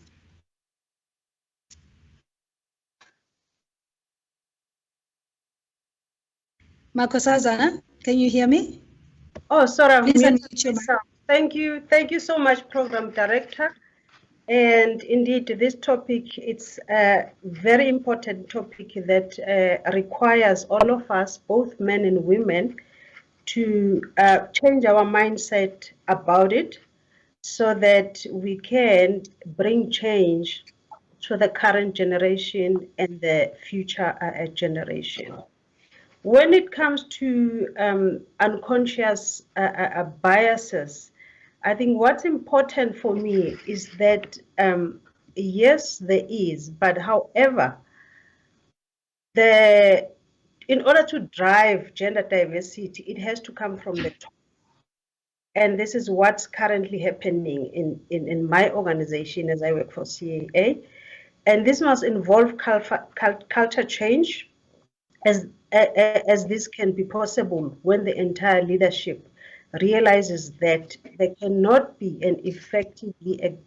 cannot effectively execute strategy without diversity. And another important aspect for me is that the proper career guidance. At my time, when I grew up, there was no proper current guidance when it comes to aviation space where it's male dominated. But I think to control unconscious biasness, we need career guidance from a school-going age. It is imperative for us as aviation industry to talk to departments such as a Department of Education, to introduce aviation modules in TVET colleges and in other institutions of higher learning, so that children from that age, they can be able to have knowledge and they can have options on what other careers that are male dominated that they can be exposed. And also, what also I thought is that as women, we need to effectively position ourselves by putting ourselves in challenging position. In a male-dominated industry, you need to stretch yourself. You need to have courage to be bold and forthcoming. It's very critical in building a career in a male-dominated environment. Mentorship is also very important, because you'll have somebody that you'll speak your interest, you'll speak to your long-term aspiration. And again, as a woman in this male-dominated industry, we need to proactively manage our careers and be each other's keepers by lifting and encouraging each other. Thank you.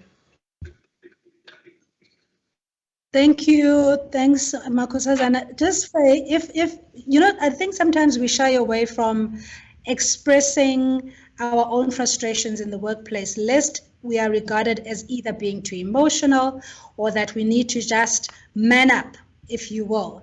But your lived experiences in this space, we keep saying male dominated, and we, on the one breath, we say it is doable. Look at us as women who have traversed throughout the ranks of the aviation industry, and we hardly even touch on the struggles, you know, of be it corporate bullying without necessarily being controversial or, you know, putting the brand in disrepute in any way.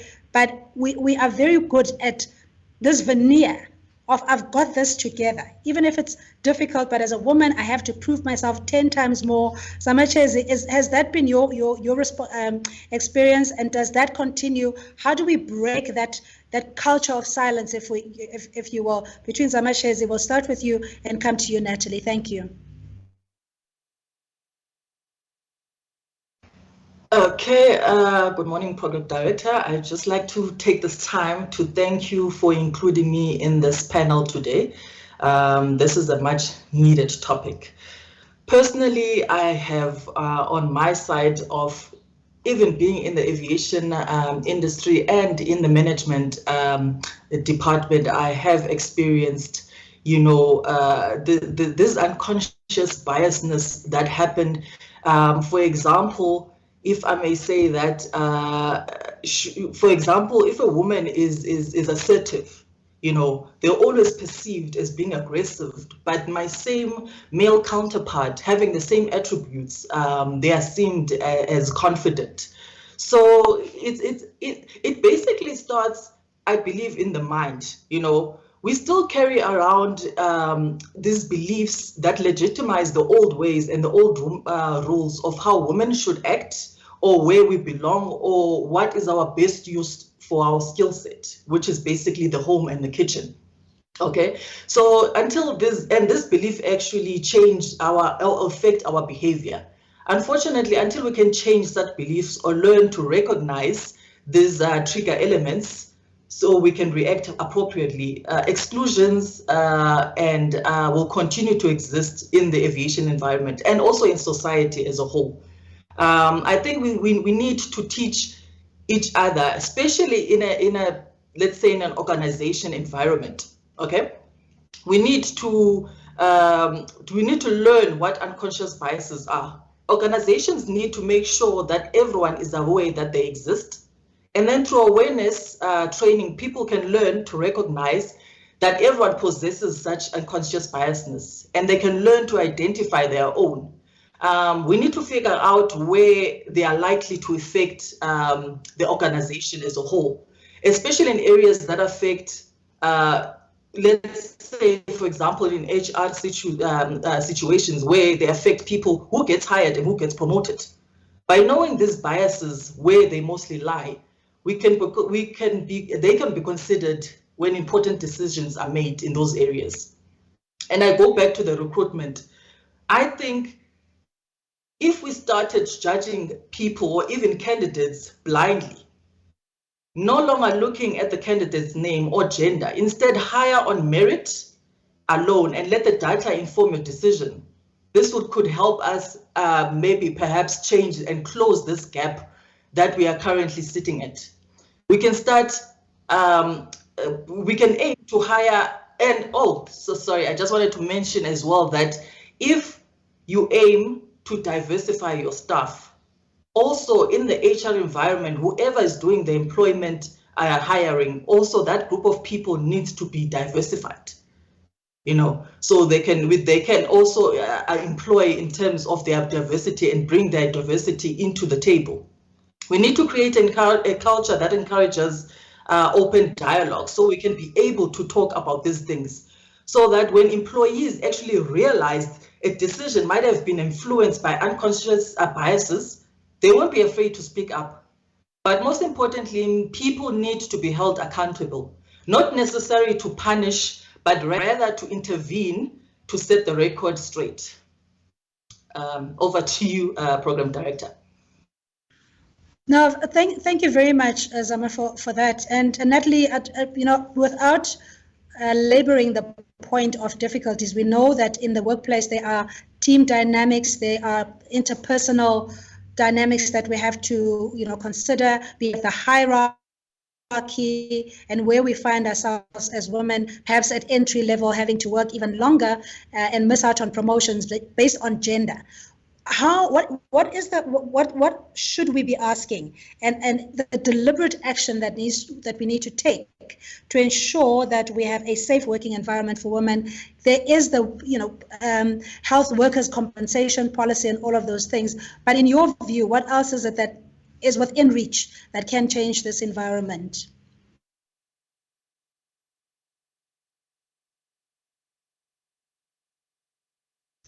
Hi, Natalie. Please unmute your mic. Yeah, there's a bit of a delay here. Sorry. I was saying good morning, Cindy. Thank you for the opportunity. The other ladies actually said a lot now as well, and I agree 100% with them. To answer your question about the deliberate actions, I think what the company can do, this is where HR needs to come in. We need to encourage our female employees to speak up, because from experience, I've seen that we are scared to speak up because we don't know or we don't understand the policies that are actually there. So if the policies are made clear to everybody, not just the females, to the males as well, from the beginning, so they should also understand, because most of the times the males are unaware that they might be doing something to make us as females feel uncomfortable. So we need to speak up. We shouldn't be afraid to speak up, but we must be encouraged to voice our thoughts and our opinions. And the other thing is the sexual harassment policy. It's I didn't actually want to touch on it, but it needs to be known and it needs to be made public to everybody so that we understand what is acceptable and what is not. For example, there's a lot of females, especially the younger ones, that starts in the environment. And I'm speaking from experience, where they come and approach you, they fall pregnant, but they're too scared to even say, I'm pregnant, because they don't understand what's going to happen to them. Are they going to be discriminated against? Are they going to lose their jobs? What are people going to say? So basically, from day one, everybody needs to understand that if this happens, these are the consequences. Don't do this, you're allowed to do that. And HR is the main department that needs to actually step up and get involved, make it aware, speak up, if there are complaints, make it free for us as females to have a place of safety where we can go to and we can raise our concerns. It can be escalated higher up and something can get done about it. So yeah, to create a safe working environment, that's basically all I can add or contribute to that question. Thank you, Cindy.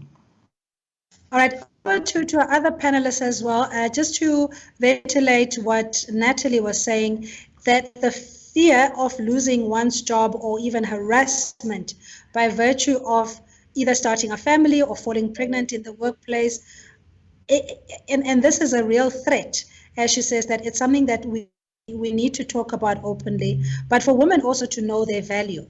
The recruitment, negotiating salaries, and being able to market yourself enough that you are adding value to the company and that it's reciprocal, it's a transactional relationship that you have with the employer and you are equal to your male counterpart. Just Nkosazana, your views, and Zama will come to you as well.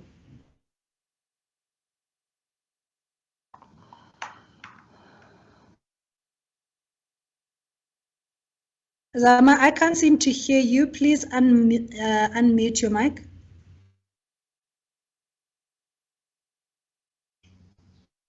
Hi, Program Director.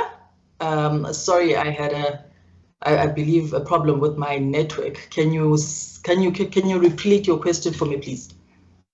No, I was saying Natalie was expressing the fact that there's still harassment, especially with new recruits that may find themselves either starting a family, they fall pregnant, and then they have a fear of losing their jobs or being harassed, by virtue of now starting a family. She was saying that the sexual harassment policy needs to be revisited because that in itself takes different shapes and forms where you may just be too familiar with a colleague and there is endearment that is used in the language. It's very nuanced and very difficult to even prove once you become uncomfortable in the space of that particular colleague. Do you think there's still enforcement or reinforcement, especially of the sexual harassment policy in the workplace? If I can say it maybe perhaps in this manner, that they should be. I think we need to concentrate more to train women to protect themselves and to seek help when they find themselves in uncomfortable situations. There's not anything much better than that, than to whenever we express ourselves, we're not seeming or we deemed to seem like we are creating drama in the work environment, because these are actual issues that not only affect us in the workplace, because we can also take this home and affect our family lives as well. So they definitely need to be addressed. And I believe if you have your staff educated about behavioral ethics, you can develop a culture that supports female safety. There's key obstacles that needs to be identified and addressed so we can better tackle them. And executives, managers, and all leaders throughout the whole organization, they need to shape their work environment by defining acceptable and not acceptable behaviors.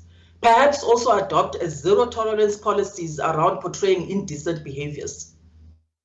So that is my, that's what I can say for this matter. Over, back to you. Thank you, Nkosazana. Just your view, and I think as women we would have had the baptism of fire, perhaps even being the first in that particular industry or department.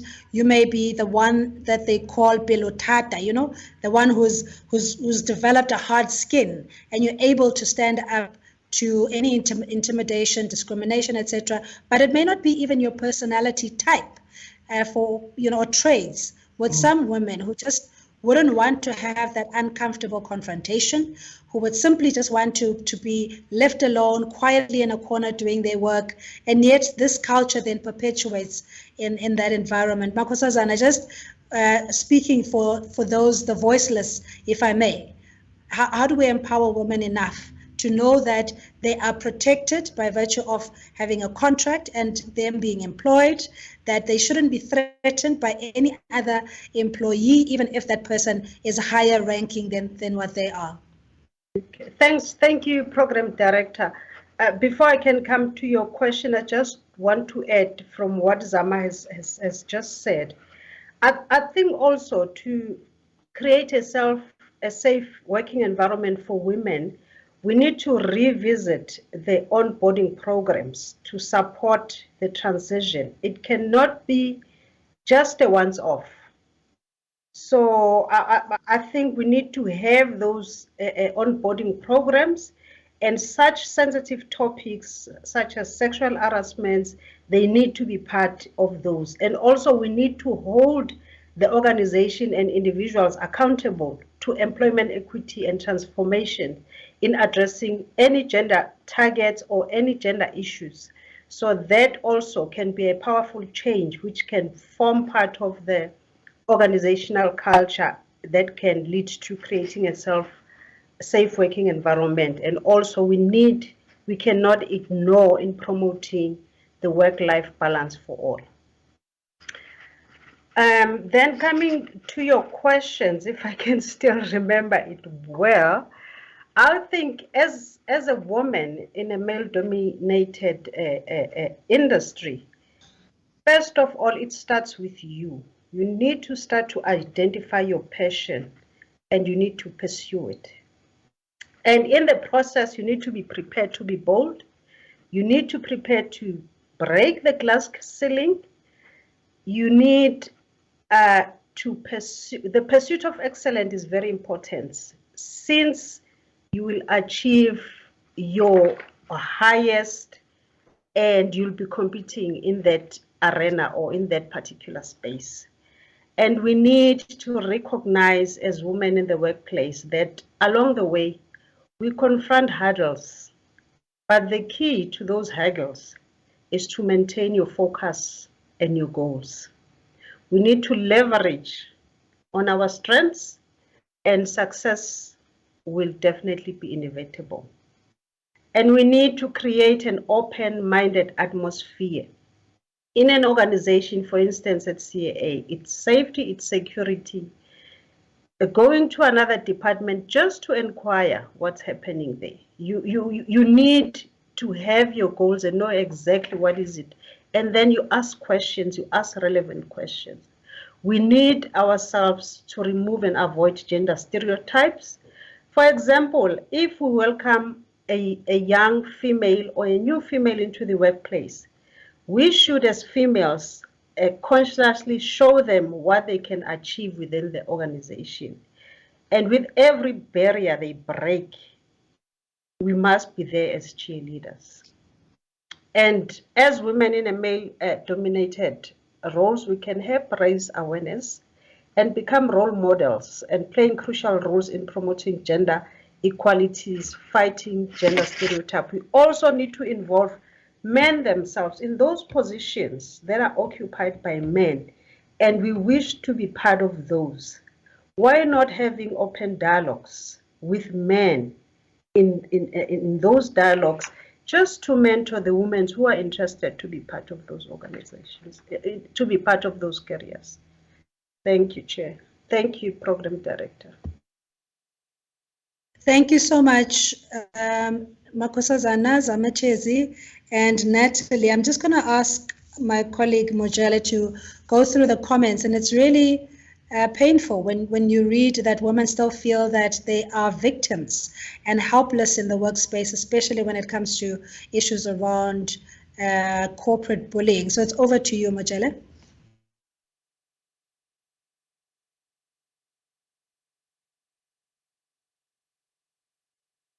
Thank you, Ms. We have a few comments in the chat box and some on YouTube again as well. So I'm just going to start with the YouTube comments this time round. We have a comment from Ms. Palesa Khoza, and she says, I really love the fact that such discussions are being held. However, I do not believe enough is done to expose enough people to such amazing summits. And she goes on to say, Ms. Zama raised some very accurate points with respect and unconscious bias. Culture plays a huge role in delaying the gap of gender equity, particularly in aviation. And from our chat box, we have a comment from Ms. Tobile Masoa. She says, career guidance is indeed key, Makosazana, to help fight the unconscious biases from a young age. Palisa says, great points, Zama.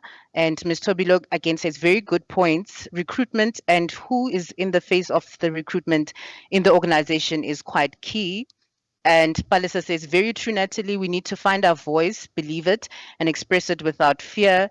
And Ms. Tobile says, absolutely, Natalie. Sexual harassment has to be addressed and create a safe environment for women to speak. Kilebogile Mahwai says, very true what Natalie said. We are victims and we are not able to speak freely of the things we go through in our workplaces, which she says, she highlights that it's a very sad reality that they have to live with. Ms. Pindiwe goes on to say, sexual harassment, just like racism, can be very subtle and most of the time embedded in the psyche of males. We need to speak up more. An anonymous guest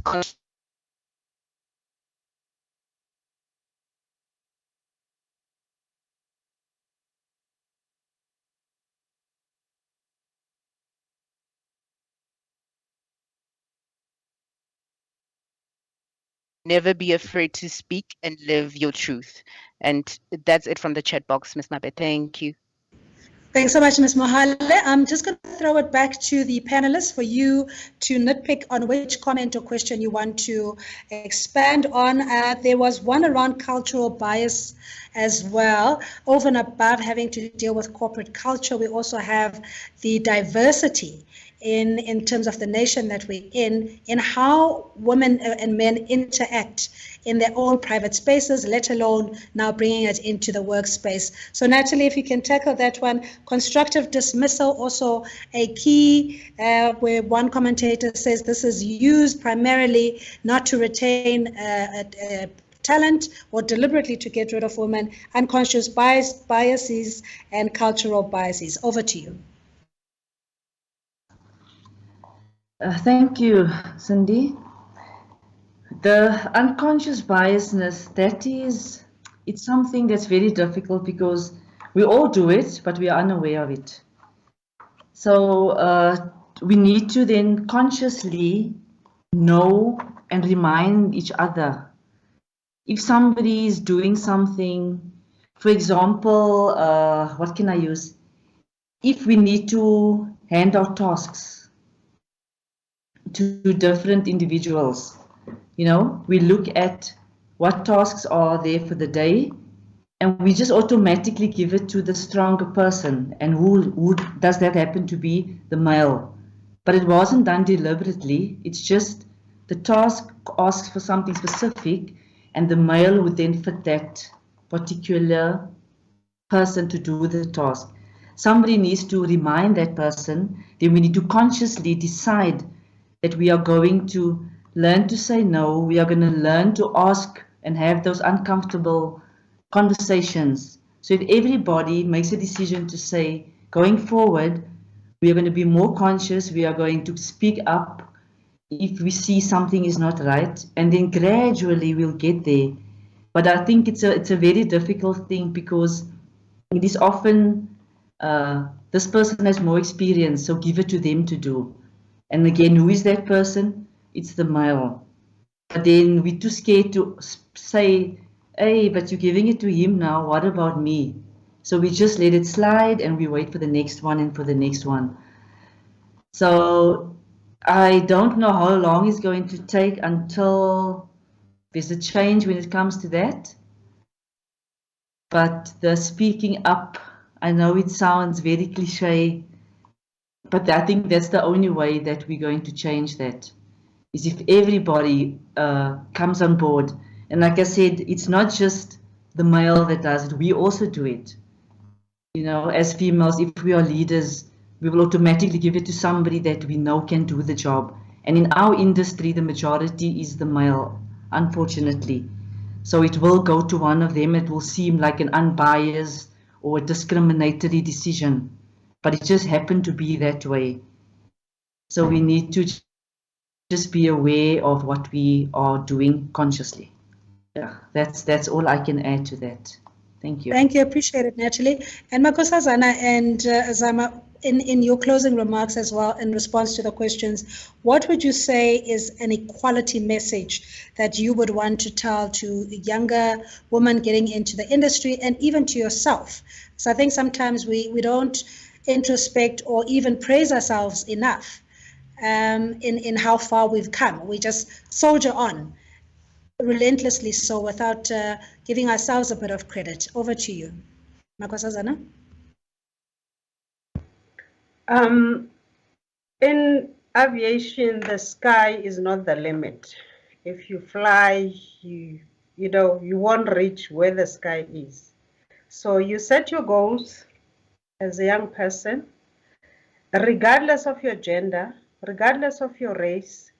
If your goal is to become a pilot and you can be able to become one, yes, funds, they can be an issue, but set your goals, know what you want to do, and you pursue it. It's doable. Yes, the numbers, we've had the statistics, but it's doable. We are capable because traditionally there's this assumption that women are not capable because, we are softer, we are this and this, we are not competitive. But it has got nothing to do with the gender. Pursue it, set your goals, and it's doable. Thank you.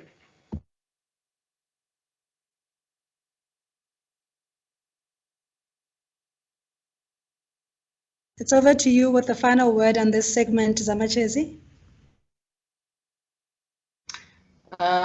Thank you, Program Director.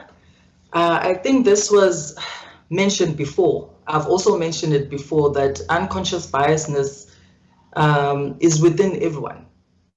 And I believe this next statement that I'm going to say is not going to make me very famous. But if in the world that we live in, I believe we find this more on women against women. Okay? As much as us women, we complement each other's shoes, each other's attire and hair and makeup. This is the same way we should be complementing each other's successes, our job promotions, our job well done. And we don't say this enough because it doesn't happen enough. And we need to do it without the underlying discontent. There's this feeling that women, whenever another woman is more successful, they kind of feel taken backwards instead of being happy and just celebrating with them. Celebrate with them to make sure. And I think this starts with us as parents. And I urge, especially my generation, when you are raising your kids, especially do not segregate the whole male counterpart and the female counterpart.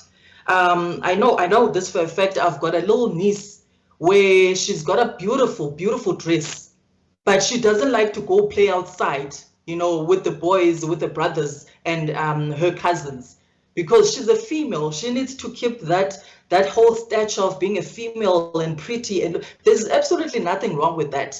But you need to also assure them that they've also got that right to go play there with the boys, to get that dress dirty. Because this is where you get your construction personnel. This is where you get your plumbers as well, not only in aviation, but I'm talking about male-dominated careers. And I would also like to say to the young women out there that even my younger self, if I had the chance to do so, that you are worthy to pursue any dream that you want. With dedication, working hard and smart, you have as much right to be a leader in any role that you deem big. So always speak up and let your voice be heard. If you have an opinion, say it. And it's also okay to say no, because we are under this pressure that because we need to catch up to our male counterparts, we kind of take on like many tasks so that they don't say, or management doesn't say that, but you don't like working. You've got the right to say no. If you're feeling drained, do not fall under that pressure. You've got all the right to say no. So just drain out all the noises meant to distract you and know that you are your only limit. Back to you, Program Director. I really, really appreciate it. And thanks so much. So many nuggets and pearls of wisdom that you shared, ladies, from your own testimonials, your own experience, and speaking with authority that as a woman, you have equal right to exist and to coexist with male counterparts in the workspace, to be given a fair opportunity to prove yourself, and also an environment that will not discriminate against you, especially if you're raising a family or you've got other obligations besides work. This living at work situation we find ourselves in these days also impacts on how you relate with your work obligations and balance it with a home life, as Makosazana was saying. So, ladies, I really, really appreciate your time. And ladies and gentlemen, we're just going to take a recess, a comfy break or body break for 15 minutes. If I may please request that we are back online at 12:15 for the next segment, which will also discuss creating an environment or realizing the women's rights for an equal future. And joining us there would be our partners in the gender transformation space, and that is the Commission for Gender Equality, Mr. Javu Baloyi. He's one of our partners who will join us in a bit, and then we'll unpack the issues around the generation equality and realizing women's rights for an equal future. My name is Cindy Mabi, and thanks again for joining us. We may just jump off, and please be back here at 12:15. Thank you very much. Appreciate it. Thank you.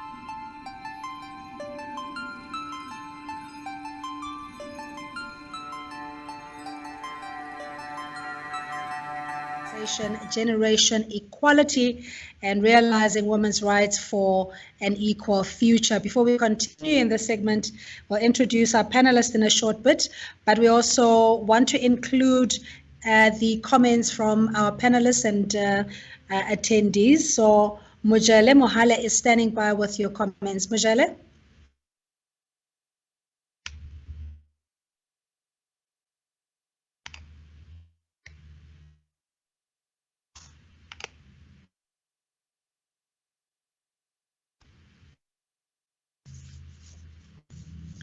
So while Mojela is getting the post, and I know the screen tends to update every time somebody writes a comment, so we'll just give her a moment.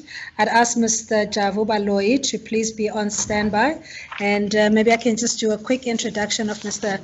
Baloyi. He is currently the spokesperson of the Gender Commission for Gender Equality in South Africa. He's written an academic and non-academic publications on historical gender and political transformation in South Africa. He holds a master's degree in social sciences from the University of Pretoria and a diploma in development communication and media studies from Wits University. And among other public commitments, he's involved in Moby Grace Foundation and the Evangelical Presbyterian Church of South Africa, where he helps young girls and boys with sanitary towels, school uniform, shoes, mentorship, in any other area of need that they may find themselves in. Mr. Baloyi, if you're ready, may I just request that you unmute your microphone and also your video, and then we'll come back to Mr. Mojele or Ms. Mojele. Are you ready with the Q&A? All right, let's, she's currently ready, so it's over to you, Mojele. Thank you, Ms. Marvin. Apologies for that technical glitch. The comments that we have on the chat box at the moment, we have from Ms. Babalwa Ndandani, and she says, women need to work hard and empower themselves. Beauty, while important, is not enough, and this needs to be learned by a girl child from an early age. Thanks, Zama, she says. From Ms. Pindiwe Gwebu, she says, please find someone you trust in your work environment, open up to them and seek support. And from Ms. Babalo again, she says, open conversations with our male counterparts. On point, Ms. Makosi. From Zanele Zwani, she says, what about women biases amongst themselves as a contributor to stagnation? Looking at ageism when one is young and when they are too old. And from Lebohang Manamela, it is a sad situation because even when one finds someone to open up to, it's only a matter of time before you're victimized further. Being thrown from pillar to post, ignoring your job description is also one of the things causing a lot of mental health harm to some of us. But we learn to just live with it in fear of threats and more maltreatment. I think the comment from Ms. Pindi will apply here as well, that if you can find someone you trust within your workspace to speak to.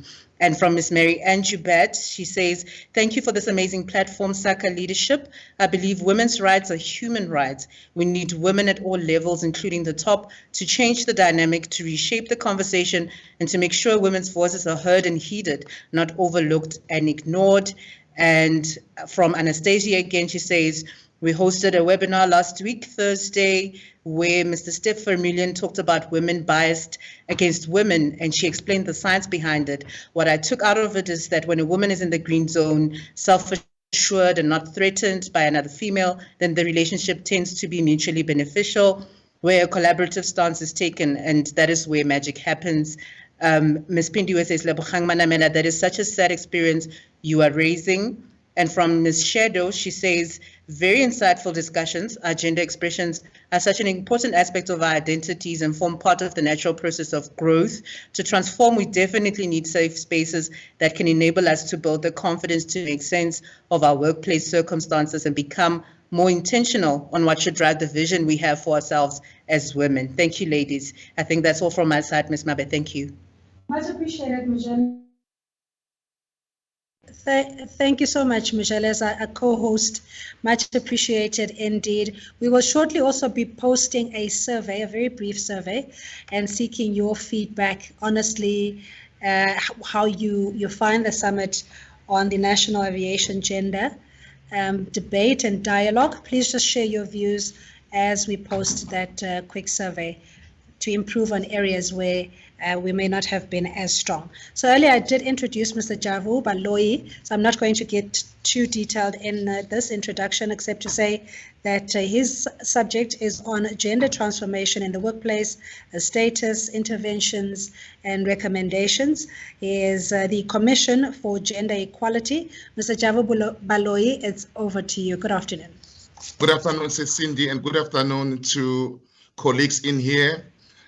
Deputy Minister, if she's still in here, and board chairperson. Mr. Baloyi, I'm not yet seeing your screen. Please, will you share or unmute your camera and your microphone? Thank you, and it's over to you, sir.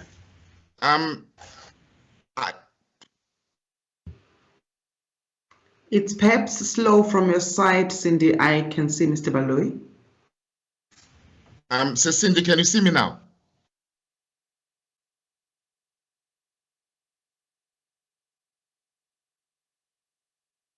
I can see you, Mr. Baloyi. I trust that other participants can see you too. Okay, thank you very much.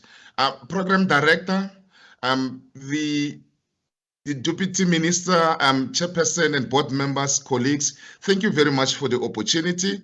I have prepared a presentation that I've circulated to Ms. Palesa and colleagues. I then realized that, working in this field for years, at times you don't need a presentation to look at slide by slide, but it's talk truth to power in the form of the presentation that I have in mind. That I'll be following the very slim slides that you have seen. I need to declare, because there's something that I'm going to say. I am apolitical. However, when we begin this discussion, I want to remind you of very profound words of Oliver Reginald Tambo in 1981, who said to society, particularly to a gathering of the ANC people, when he said, gender equality is not the role of women, it's not the role of men, it is the role of both men and women, comrade in struggle. And those words were very prophetic, because today we're talking about an enabling environment that is needed in a workplace. I heard a deputy minister said something that we need to look at very holistically. She said we need to fight for a space for women. We don't have to fight for space for women. We need to create a safer environment for women to coexist. We need to remove the entitlement mentality of us men. There was a Brazilian philosopher, Paulo Freire, who said, the oppressed is afraid of the oppressor, and the oppressor is afraid of the oppressed. So what then happens in a workplace? It's very simple.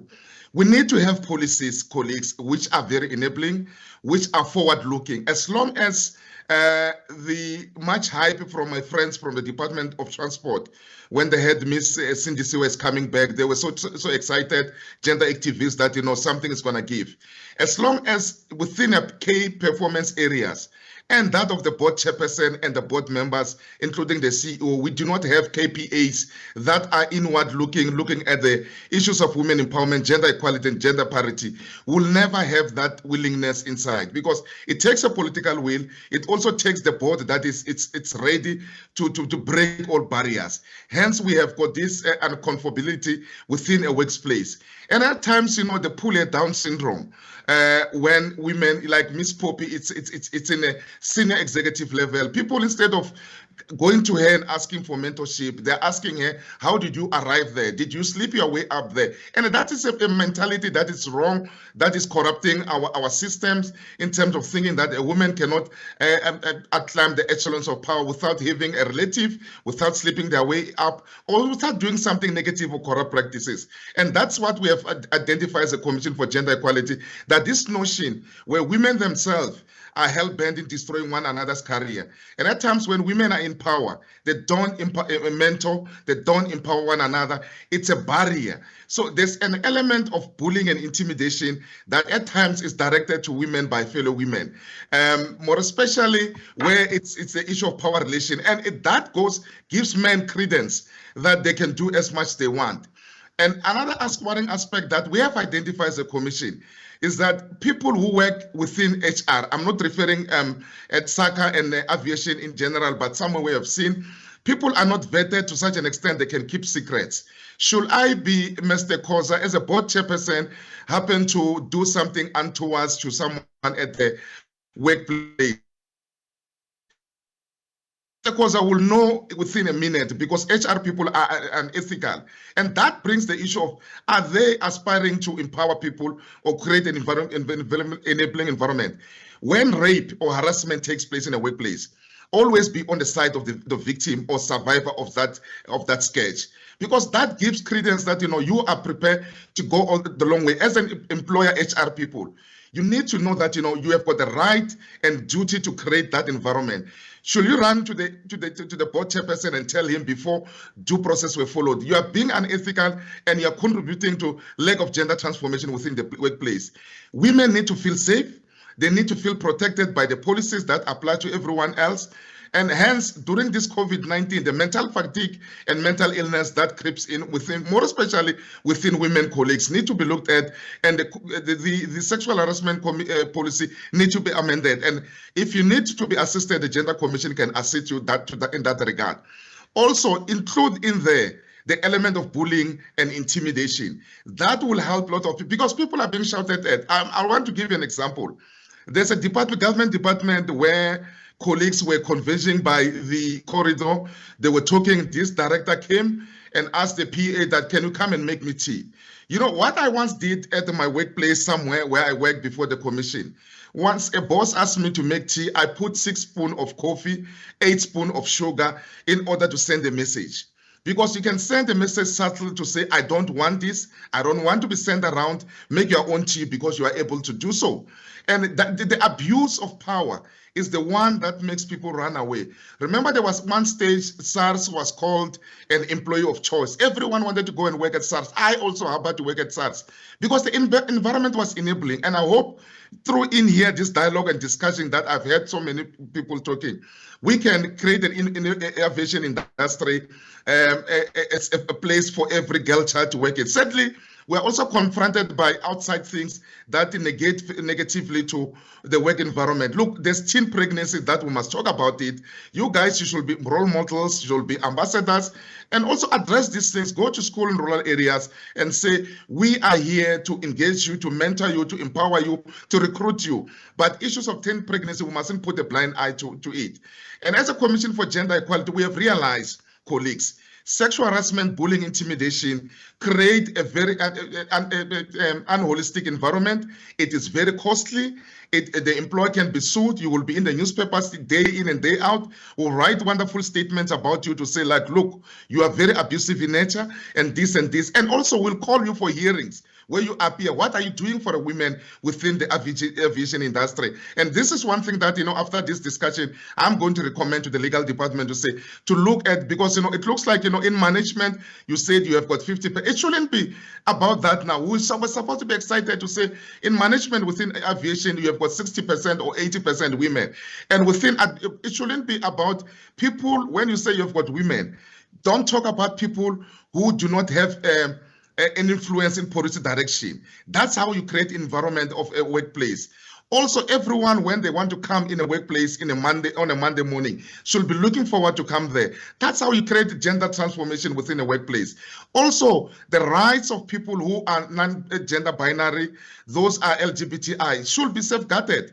You should have that in policy encompassing everything, because we cannot be, gender it's not supposed to be, it's not what we think you and I will know. Gender is broader than what we know, because they're radical feminists, they're feminists, and they've got voices also, and those people should also be given a space and room to function and coexist with everyone within the workplace. Colleagues, gender transformation, it's a process. It takes long, and also if it's not done correctly, it can be super costly. Businesswomen Association of South Africa have done a study whereby women are in majority, where the percentage are high, the production is very high. We're not saying that, you must look down on men who are there, but also as men, we must also be acceptive that change is pain and change is coming. And what we need to do as men, we must let go of our own entitlement mentality. And also some of us as men, we take what happens in the home front and bring it in the workplace and be bossy unnecessary. At times dialogue, at times engagement, at times frank assessment of situation, and sit down and listen, because listening at times, communication is not about responding or replying all the time. It's about understanding what is being said and respond at the right time. Hence, you create a platform in your head to have a discussion with yourself to say, people are right, we need to have gender transformation, because you do have gender transformation. I am telling you, the aviation industry will be one of, there are various institutions that we have helped as a commission. Look at even City of Ekurhuleni. They're producing results because the environment is conducive for them. So we're hoping as a Commission for Gender Equality, that being said, Ms. Cindy, Program Director, that the aviation industry can transform, can have more women, mentor women from an administrator, from a clerk, and becoming a CEO of one of the entities. And I so wish we were meeting face to face so that I can see your faces when you react and when we engage broadly. So, but because of the situation we find ourselves, we hope you'll understand, because there's one person who started the presentation and she said, it's very, very profound what she said in terms of recruitment, in terms of transformation. And we so wish as a gender commission, we can impact positively to the attribute of gender of the aviation industry going forward. When we're available to assist at any given time. However, make sure that policies that are there are clearly written, spelled out, even for the cleaner and the security. Know from the onset when we come, in order to change the environment, let's leave our burden at the door and treat every employee in the right way, in the right manner, with a respectful way. You will transform. If somebody doesn't greet you being a senior manager, everyone has got their problem. Just leave them alone. Don't make an issue. And also HR, when you have got issues that are being reported to you, please stick to the policy. Do not bypass the policy, because you will create an environment that will be toxic, and that toxicity, you will never contain it. I always ask myself, Program Director, why people at HR at times are not vetted as heavily as possible, because those are the people that can help with transformation. And we hope to engage you further. And on that note, I thank you. Thank you, Program Director and colleagues on board. Much, Mr. Baloyi, for your opening remarks, and also very key points that you've raised, the issue of abuse, and that transformation in itself is a process that you need to exhaust internal remedies, if you like, remedial action to be taken before you take it to the echelons of power. But one thing that you said about the character of an abuser is that even as a senior manager, there is an element of being, needing to be affirmed and validated, that their ego may even surpass their ability to motivate and inspire their team. That leadership is essentially about inspiration. It really isn't about the position. Dr. John C. Maxwell in the 360 leadership speaks exactly of that there are some leaders or managers who are obsessed with the title and all the perks that comes with it, that demand that you recognize them on virtue of that title, and others are there to encourage and nurture their talent for people to advance in their careers. And so, we need to identify what kind of leadership we're dealing with. You're quite right, managerially, this is where the recruitment process is very effective. But thank you, Rebaloyi. Before you go, Mojele has got some comments and questions that you may be able to ventilate just before you get off the podium. Mojele, it's over to you. Thank you, Ms. We have two comments for you, Mr. Baloyi, off of the chat box. The first one is from Cynthia Butelezi, and she says, you are raising very good points. In order to achieve that, managerial positions should give that support and drive all the changes that will create an environment where people are free to be productive and reduce the toxicity in working environments. And from Ms. Tobile Masoa, she says, thank you, Mr. Baloyi, for raising such key points. We need to review our policies continuously to be more conducive to gender transformation. Lerato Boya says, thank you, Mr. Baloyi. You have taken the bull by the horns. Ms. Rosina Babo says, well said, sir. Pull her Down syndrome amongst women is worse than a pandemic itself.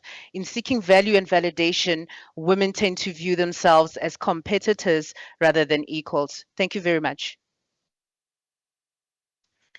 Your response, Mr. Baloyi, just to those comments and observations. I disagree completely with women necessarily being the worst evil of the two. There was such. I must admit, I've had the privilege and the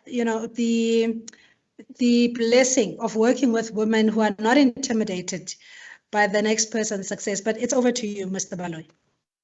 Thank you, Program Director. We have seen it somewhere else where it was a serious fight. We have got cases of women, a chief director and director fighting seriously. It has been brought to the Gender Commission in one government department. So all I'm going to say is that, look, you need to be the better version of yourself. You need to leave a legacy as an individual within the aviation industry, that history will judge you as somebody who was a trendsetter, somebody who was willing to give others an opportunity. When people are happy reporting to you, you become so successful. Don't compete with the subordinates if you're a senior. Let them, they will work for you. I go extra mile for my bosses who are women because they've given me a space to coexist and work with them. And I respect them dearly because, and also you need to trust one another when you work with people. Do not gossip about the teammates. If you have got something to talk to them and engage holistically. And that can only make you a better person. Also, I also urge you today to go and introspect and see what kind of a leader are you. In every sphere that you're occupying, you are a leader, you're doing something great and also impact grateful and going forward. And I thank you, Program Director and colleagues who invited the Commission for Gender Equality. Thank you. Thank you very much for availing yourself as well, taking the time to share with us, also empower.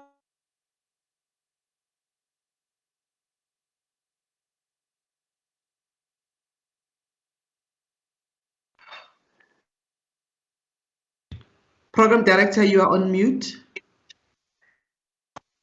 I beg your pardon. Thank you so much for alerting me. I was just saying that thank you, Mr. Baloyi, for alerting us again that there are Chapter 9 institutions that we can go and seek remedies for, and even within our own spaces that we need to take control and create the harmonious environment that we desire. So I really appreciate that. We're going to the next speaker now, also around raising awareness on mental health challenges during COVID-19. That's Dr. Justin August.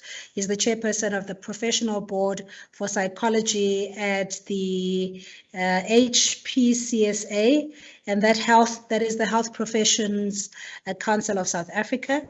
He has a PhD in psychology and is a psychometrist by profession, a researcher, and an academic affiliated to the Nelson Mandela University in Gqeberha. So it's over to you, Dr. August. Thank you so much for your time. Good afternoon. Good afternoon, Cindy, and thank you so much for that introduction. And thank you as well for the invite to partake in this summit. Just going to share my screen as I have a presentation.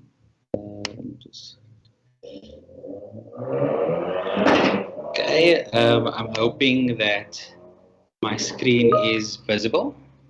Yes, sir, we can see it. Thanks, Doctor. Okay, thank you so much. So just to introduce my topic again for this summit, that is raising awareness of mental health challenges during COVID-19. And as I said, Justin August, I'm chairperson of Professional Board of Psychology. I think as some of the previous speakers alluded to this topic, I felt that my task is actually made very easy as the foundation has been laid already. And I'm thinking back to the Deputy Minister that also alluded to mental health issues, some of the other speakers as well as the CEO in the introductory talk. So I'm going to start my presentation. I just want to see if it's in presentation mode. Okay, there you go. So I'm starting off very broad with what is mental health, and mental health is an important part of the overall health and well-being of an individual. So it affects the way we think, the way we feel, and the way we act towards ourselves and towards others. It may also affect how we handle stressful situations and how we make decisions on a day-to-day basis. So that is just overall, very broadly speaking, how do we define mental health? Some of the issues and in this case, fear, anxiety, and stress are normal responses to our perceived or real threats. And at times when people are faced with uncertainty or the unknown, we also have these feelings of fear, anxiety, and stress. And if we can just reflect back to pre-COVID times where we were faced with fears and anxieties and stresses, and also some depression and other forms of psychological or mental health issues. We can just imagine now in a COVID time or during COVID, the additional amounts of stresses and anxieties that we are faced with, especially women and women in the world of work in particular. So yeah, I've got a picture in terms of some of the complexities and some of the fears that we are experiencing currently, reflecting back to a time where pre-COVID, we also had certain stresses and certain fears and things that cause anxiety and some disruption in our daily routines. And now we have the COVID pandemic. As we can see, it's the constant sanitizing, it's the social distancing, it is the homeschooling, it's the fear that goes together with contracting COVID, the fear of losing one's life or those of our loved ones. And that causes additional stress and anxiety. Coupled with this is also then the social or the socioeconomic challenges that comes with the COVID pandemic currently, and so aptly as as this particular segment entails, raising awareness for these things. As I said previously or prior to COVID, these things did exist, but now COVID has exacerbated the toll on our mental health and on our mental wellness. So I just explained some of these issues. So we are faced with new realities now in terms of working from home. The permanent unemployment, homeschooling, etc. So the tolls is just increasing on the individual's mental health. And mental health in women, and I thought I would add this part to coincide with the overall theme of this summit. And from this picture, we can see that women have additional stresses that they face and trying to juggle multiple roles and multiple tasks in terms of managing self and others, which can then have an impact into the world of work. And we need to be very aware of this issue, and that's why I think from the summit, important lessons can be learned from all the speakers that shared their various contributions, and the hope is that there would be some implementation in terms of realizing some of these stresses that's coupled to normal stresses that we faced prior to COVID, and then looking at the additional stresses that we are finding ourselves in, especially, as I said, the mental health and women. Also, women find themselves in a complicated space in terms of not only the various roles that they adopt and they play, but also other challenges that women are faced with. We're talking here about gender-based violence that is not decreasing, that's on the increase. And also we have to think and place ourselves in the position of those individuals that's finding themselves in those spaces. And where COVID then exacerbated that feelings and that experience where they were confined to a particular space. And that space could have been the abusive space. And now there's no real outlet where we look at to the pre-COVID times where there was free movement, where there was a better escape, so to say, for women in particular. So we need to understand the realities and the complicated space or spaces that women find themselves in today. That's also affecting the mental health, which can affect performance and issues in the world of work. Also, we're looking at inequities, as we see the women with all the complexities in terms of the different challenges and the roles that they have to embrace, still finding themselves that they need to compete on an equal footing. But in this sense, I'm saying that women are sitting with a lot of issues, a lot of added responsibilities that they need to juggle, and still they have to compete at the equal footing, which may make things a bit challenging, and we need to be cognizant of these realities that we find ourselves in as well. So where to from here? So I will fail in my attempt to talk about mental health and the challenges that women in particular are facing in the world of work and in general, without talking about some tips and techniques and guiding how we can go from here. So what can we do? Now, physical activity is very important. As I said, the COVID pandemic has added an additional layer of stress on already stressed individuals. And I'm not saying women are stressed individuals, I'm saying in general that complexities of life and stresses that we have in terms of roles that we play, and in particular women in the home environment, in work environment, coupled with the COVID pandemic and that fear that comes with the COVID, places a lot of stress and a huge toll on the individual. So physical activity is very important. We need to try and adopt a routine where we can just walk for a moment, for an hour or so, a few minutes, do some physical activity, exercise, doing some gymming. Counseling and therapy is very important if we have undergone some counseling therapy prior to the COVID, and now due to the lockdown, that may have lapsed. We need to see if we can get back into that space again to go for counseling and therapy. Also, friends and being in contact with friends and family members is very important during this time. It may not be from a physical point of view or face-to-face, but we should see how can we still engage and connect with friends and family by means of video calling, FaceTime, etc. Prayer is also very important. Whatever the religion or the belief is, that connectedness to a supernatural being can also help us managing these stresses and stressful times. Doing enjoyable things is very important.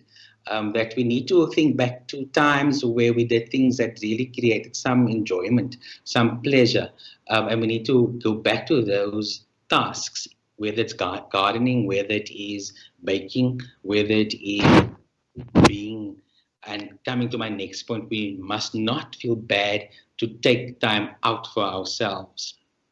It doesn't have to be a day or a month. It can just be a 15-minute or 30-minute where we just sit and stare into nothing. And that can create some sort of relief. Very importantly, I think this platform and the summit is highlighting issues of mental wellness and the impact that it may have on the world of work, especially for women.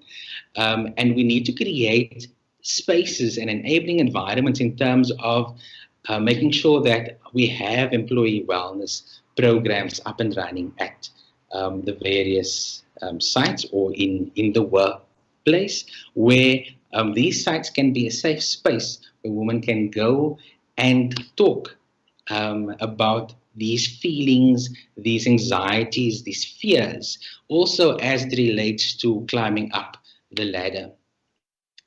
Some of the comments in some of the previous talks we spoke about, some women are not sort of helping up the other, but I think it's very important to establish these networks and groups in the workplace, especially amongst women, where women can then lift up each other and support each other in the workspace and in the work environment. So it's very important that we take notes from all these discussions today, particularly and especially from a mental health point of view, where we really have a renewed focus in terms of mental health for women in the workplace, where we have directed programs as part of your employment wellness strategy going forward. Now, I've got two hands up here, and this is something that I took from the TheraBox techniques, or one of the programs that has been developed, particularly during a COVID period. And I want everybody, just where they are sitting, just to raise their hands for me, as in the picture here. So I want you to raise your hands without clenching your fist.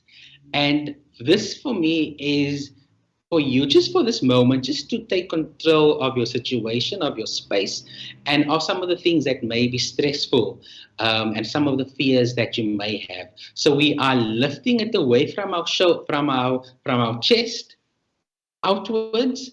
We're raising our hands and we are now clenching our fists. So I want you to do this. So find a comfortable spot, find a comfortable space where you are doing this with me right now.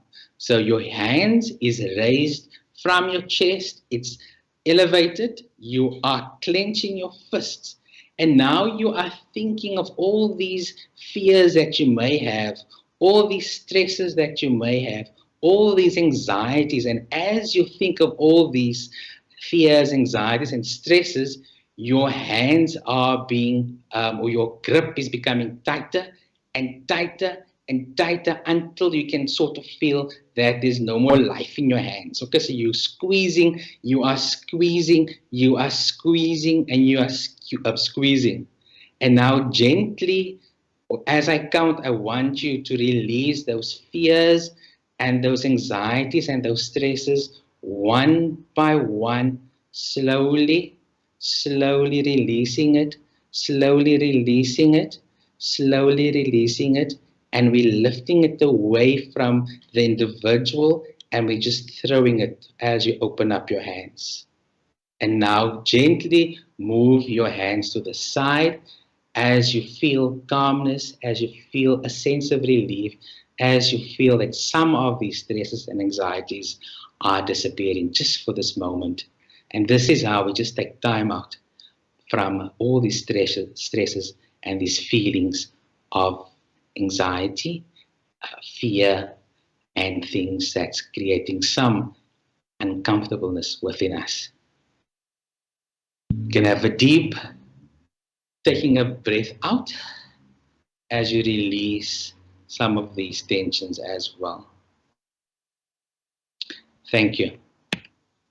These are some of the additional helplines and resources from a toll-free helplines that you can contact if you're experiencing additional stresses or you want to talk to somebody anonymously. These are some of the helplines and online resources to your disposal. Thank you so much, Program Director. Over to you. Thank you so much, Dr. August. And we did the exercise with Mujale and the team while we're social distancing and wearing masks and sanitizing. We're also aware that, the techniques that you are speaking about, we need to put into practice. And you almost instantly feel a sense of release. And relief having done that, because we're in a high pressured environment. There are deadlines to be delivered. We're accountable to 58 million South Africans as part of a government agency. So all of those things, they cascade down from your leadership down to the middle management and also junior staff members. So thank you very much. Really appreciate it. One question I wanted to ask, because Mujale just made an observation. After all of that, getting your karma and your zing in balanced and aligned, there goes a notification, a WhatsApp message, and you're distracted consistently. So, how do you separate yourself? Because everything is urgent, everything is important, and you have to take the call when your boss calls while you are trying to take some time out and align yourself. Thank you, sir. Yeah, thanks so much. I think that's one of the biggest problems, that we feel guilty by neglecting or by not looking at the phone, by ignoring. But we should not feel guilty about those times, especially now during this time where, and for me, the importance here is taking time out and finding ways, how can we recalibrate ourselves? It doesn't have to be like an hour session or just 30, 15 minutes, 5 minutes, where you make a conscious decision not to focus on emails, not on the cell phones, because that message will stay there. It's not going to be deleted if you don't look at it. So I can always get back to it and attend to it. But the main thing is we should not feel guilty about taking time out. Thanks. And also, I know it's in the, I think it's the 5 a.m. club with Robin Sharma, where he talks about how we tend to be dependent on social media and our cell phones, as you're saying. It's become an extension of ourselves to the point where it's impacted even on leisure activities that we'd normally do, running around in the park with the family. Now people are on the phone, we're disconnected. Is that an area that you can also impart certain habits or activities that one can do to be focused, not distracted, and have the necessary energy and focus? Thank you. Yeah, thank you so much. So basically, our home environments became an office, basically. So it's something that there's just an echo somewhere. So so it's important for us to create a clear separation and set routine or schedule ones. I have to say that from this time to this time, it's work. I'll have to attend to my phone. I'll have to attend to my emails. But from this time, my home environment is now becoming a home again. So it's no longer the office space. So it's about balance and about structuring our working spaces and our work environment, seeing that the world of work has been brought into the home environment. And I know sometimes we're so conscious about what's happening in the home environment that it's distracting us from being productive. And we all have to become comfortable to the fact that if the child screams in the next room, we cannot help for these things. It's part of our new normal. And as people become aware of this and becomes comfortable with these spaces, then I think that is how we start making progress and taking on less of these stresses and anxieties, because that can cause stress and anxiety because you want the work environment to be perfect. But unfortunately, it's your space, and we just have to structure it a bit better, but also allow these noises and things to creep in and not feel anxious about these screams and cries and dogs barking, etc. And just before we let you go, just when you're in a situation, you obviously sometimes feel the walls are closing in, that there almost isn't a way out, and especially with mental instability due to stress and trauma. At the time when colleagues are going through that, do we have the level of compassion or empathy, just as fellow colleagues, to be able to reach out to somebody you may not have heard from in a while? Doctor, do you think that sort of we've lost that humanity, if you like, or humility? Yes, I think, and it's not because of our own doing. I think it's our current situation that forced us into particular spaces where even the normal, and I'm using that in inverted commas, becomes awkward in social environments now, in social spaces. So I think it's our situation and the current situation that forced us to behave in a particular way, but we need to unlearn those things.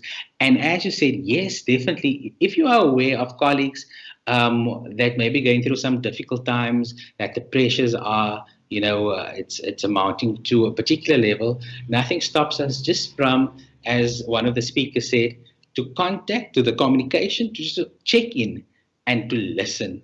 You don't have to say anything, but sometimes people just want an ear. So it's important that we check in with our colleagues, reconnect in some way. That's why I said it's important as part of the coping techniques to check in with friends and family, whether it is by means of a Teams call or a WhatsApp call. But that the physical contact is still there, even though it's in distance, but that contact is there. And just a normal check-in, how are you today? And then just listen to what that individual is saying. And that may bring some sort of peace or some sense of relief to that individual. So checking in is very important, and I would encourage that. Thank you very much, Dr. August, for your presentation and also the help lines. Somebody was just requesting to please put that slide up again, but I believe the presentations will also be shared with the panelists and attendees. So that's Dr. Justin August, Chairperson of the Professional Board of Psychology for the Health Professional Council of South Africa, and is affiliated to the Nelson Mandela University in Gqeberha, and very focused on employee wellness, psychometry or psychometric assessments, and organizational development. We really appreciate and value your time. Please, won't you also just pop into the chat rooms where you can respond to comments pertaining to your presentation directly and in real time. So ladies and gentlemen, this brings us now to our final segment, last but not least, and this has to deal with the issue of fight or flight response, going against the norm to achieve the impossible. We have a treasure trove of women who have gone through the struggle, where they were the only ones, the trailblazers and pioneers, who had no support or even the law to protect them, that have gone to achieve tremendous success. So we learn from these heroines, and to discuss or empower us how best to deal with combative situations, or even areas where you might feel that you are unfairly being victimized or not encouraged enough in the workplace. We'll talk about what best response strategies you can apply. So is it fight or flight? Or is it, what do you do when the world gives you lemons? You make lemonade. As part of our panelists, we're joined by Ms. Ndandani. She joined the SACA in 2007 as Senior Legal Advisor in the Enforcement Section, and her meticulousness paid off when she was promoted to the position of Senior Manager, Legal and Aviation Compliance in June 2016.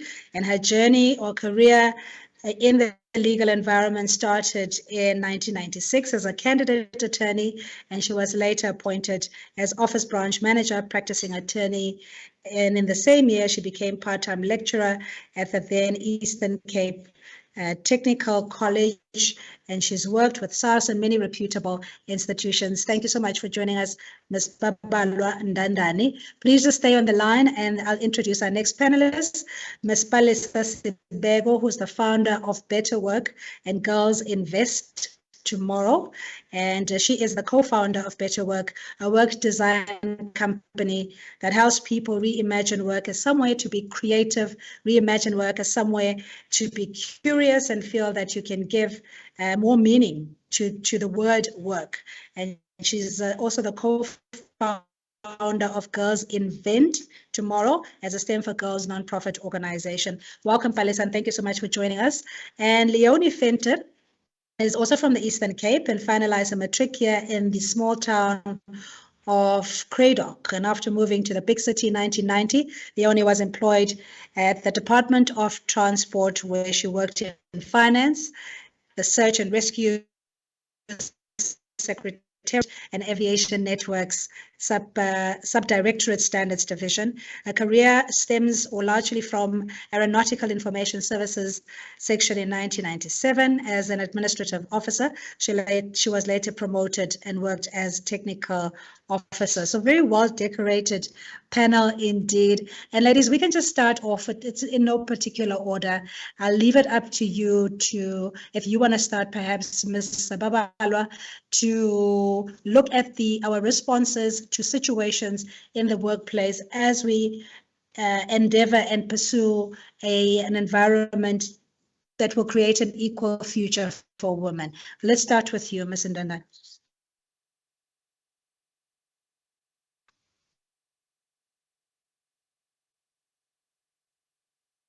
Please unmic your, we can't hear you, you're muted.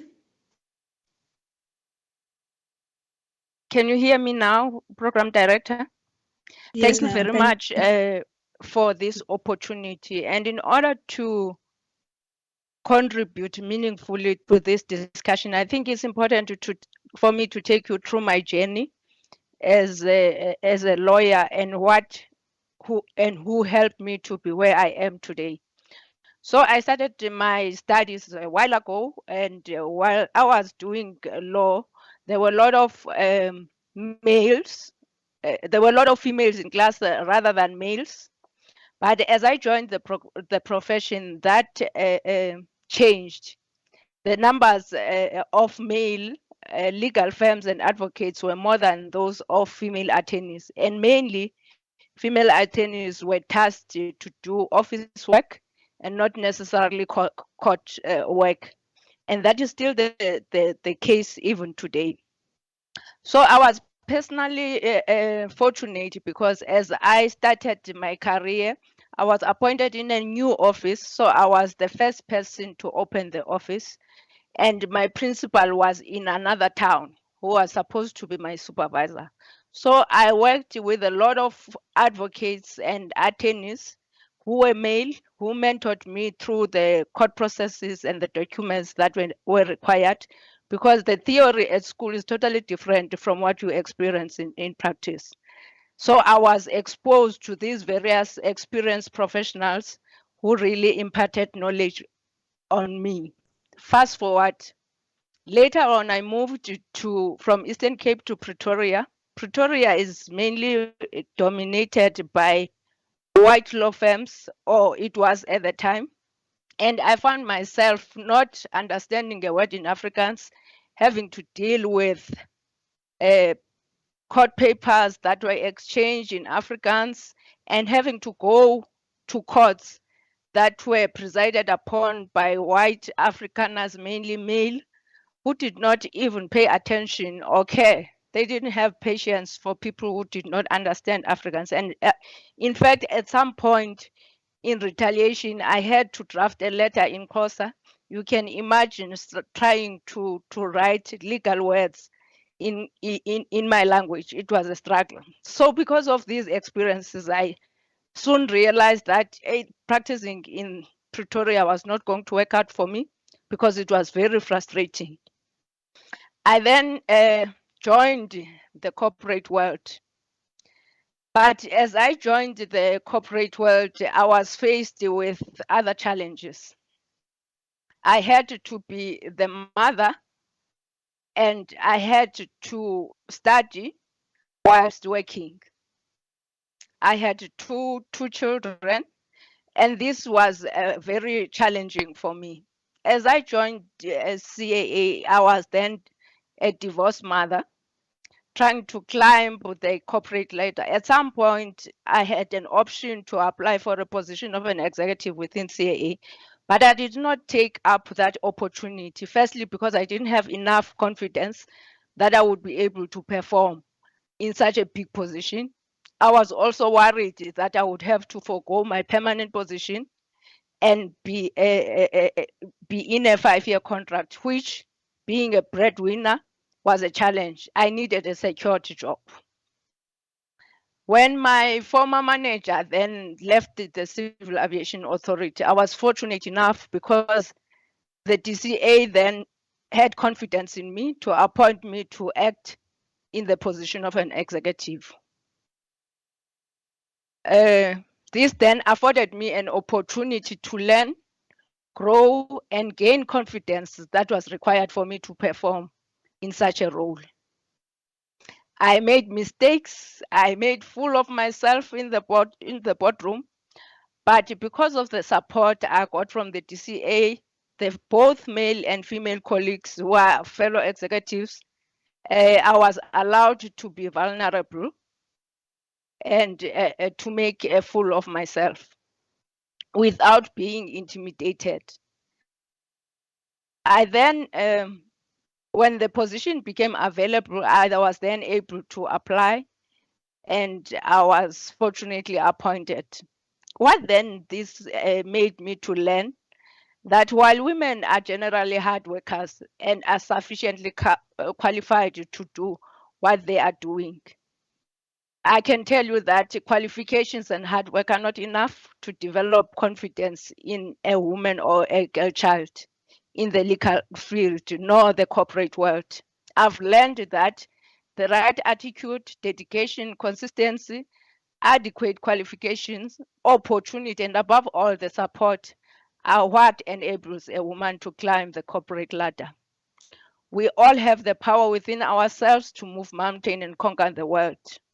As humanity, more especially as women, we need to hold each other's hands, pull each other up, and recognize and understand that no one will do this for us.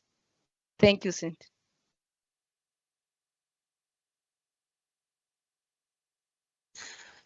Thank you so much, Hawal. And I think that was the conversation starter, actually, to draw back in your own experience, the journey that you had to travel to be where you are, and the promotion or the career prospects for women, not only in legal, but in aviation and male-dominated industries. Does it, how do you beat the system so that you can get ahead without compromising who you are or your values? I would argue that self-empowerment is important, because there might be opportunities that are placed before you, but if you are not ready in terms of meeting the minimum requirements, you will not be able to even compete for those opportunities. But once you are appointed, the support then becomes critical. More often than not, we lack confidence as women in ourselves, whilst our male counterparts, I can tell you, you can find a standard 10 person applying for a male applying for a position of a CEO, because they have the confidence. And in order to build that confidence, you need to be exposed, you need to be supported. And that for me is critical.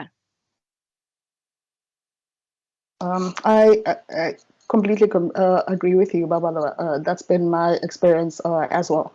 And it took me a long time to even know that I lacked the confidence that I needed in order for me to succeed. So one of my biggest lessons was, I have a male business partner, and just seeing how he was going through the world, how he was reaching for things I just never really dreamed of, and then the response that he got from that, and I thought, how did he know that he could do that he could ask those questions, that he actually belonged in those rooms that we ended up in, and that's been a really, really important lesson for me, and it's something that I try to practice in the work that I do now. Palisa, but in that, let's take personality and self-esteem, because I think we all have different days in how we feel about ourselves. I attended a webinar where I think it was Dr. Criselda Kananda. The first exercise she did before we even started, she said, give yourself a hug and tell yourself you are worthy, you are loved, you are valuable, you are intelligent. And you know how good that felt, because I don't know how often we actually do that for ourselves without having to live up to a certain expectation in the workplace, etc. So in your view, how do we get to that point where you can preserve this, make this so sacred that nothing else would be able to take away how you see yourself, especially for young girls and young boys, I guess? Yeah, the support structure is really quite crucial, and it starts from the home and the communities and even society at large. And it just to give you my example as well. So I grew up quite a bit of a tomboy, and I was surrounded by boys a lot of the time. So there are certain things that I was not necessarily aware of as a result of those kind of engagements. But as I was moving through my career, just having grown up, and I started to start feeling these gaps, start feeling the differences, and I wasn't even able to name it because it just felt so out of place. And I started attending women conferences.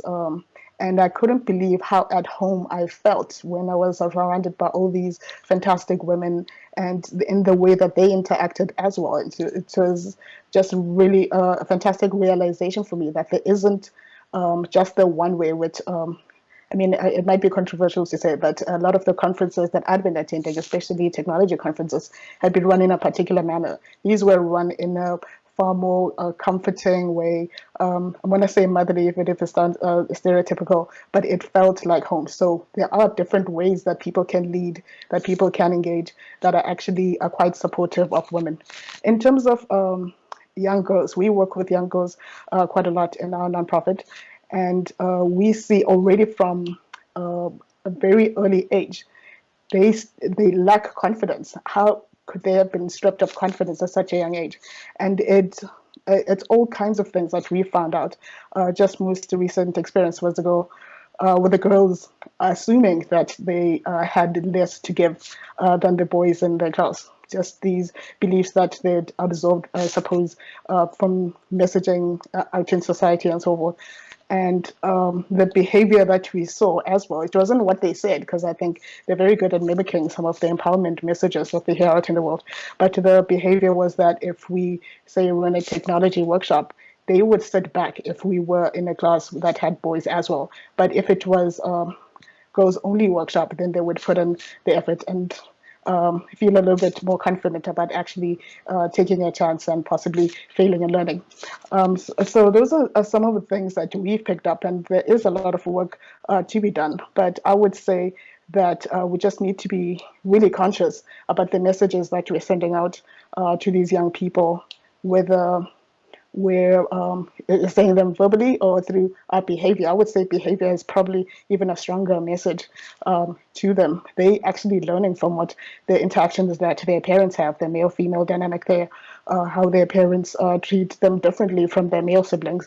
That sort of thing is actually becomes endemic to their own nature. They actually start to believe that, and only when you raise it to them, as we've tried to do in the last few months with them, just making them hyper aware of the belief systems that they have and how they got there. Only then does it click to them that, you know, they had actually absorbed a particular belief that wasn't necessarily true. Well, thanks for that, and we'll unpack it in a bit, but I just want to touch on the responsibility that we have, Babalwa, in reacting to certain circumstances that we find ourselves in life, be it career-wise, relationships, parenting, and to what the personal agency that you have as an employee to confront that which makes your work environment so hostile and so toxic. Are we creating that kind of winning formula or environment enough? If not, only after that. Babalo?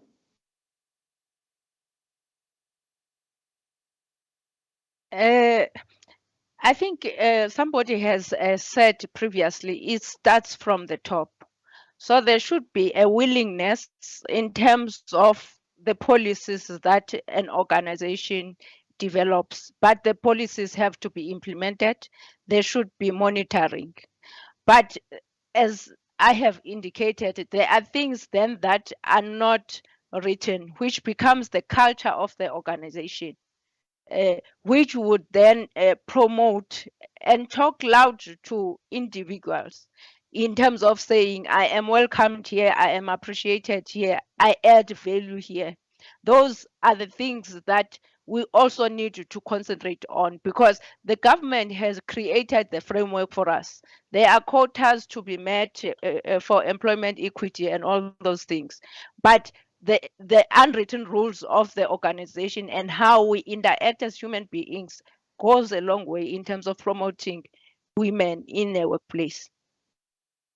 I couldn't agree with you more. And another lady who joined the aviation space, Leonie, you must have been like one of a very few, like a handful of women who started their career in aviation. It would be interesting to know how you got to know about the opportunity, what drew you to this particular industry, the challenges that you face, and what made you stay. Thank you, Program Director, and thank you for the opportunity. You know, when growing up in school, a teacher would ask you, what do you want to become one day? And you would give them an answer, but ultimately you were not really provided with any guidance as to how to achieve that. So basically, I didn't really have any exposure, as we didn't have career exhibitions at school. So I started at the Department of Transport back in 1990. And for me at that point, it was a mere job just to pay the bills, because it was almost accepted that a female would either be a secretary or typist or even just in an administrative position. So there were very limited options for women in the workplace in those years. In my case, I was really very privileged to have amazing people around me who inspired me and supported me. So they were mentors to me, and I aspired to be like them. So because of my personal experiences growing up, I was a very, very shy and nervous person. And I was very scared. I was even too scared to answer the phone because that meant I had to actually speak to someone. So that is how I felt so intimidated. And that was because of my low self-esteem. So this kept me back from realizing my abilities as a person.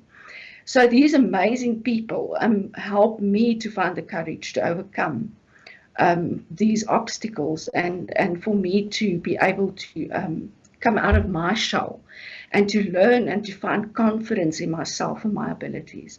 So they were very instrumental in me achieving my success. So they've given me the opportunity to prove myself and progress in my career. So mentorship was very important to me. Leonie and Babala, maybe, and Palesa, I'm just wondering how much of the old guard or, the old administration still exists in how we interact. You mentioned the language barrier, that when an attorney is briefed in Afrikaans, Babala, that you are not conversant in, and that automatically kicks you out of the game, so to speak. Leonie, do you have a similar experience, just by whatever barriers of entry, be it language, where you might feel that you're being marginalized as a woman in society still today? Let's start with you, Babalo.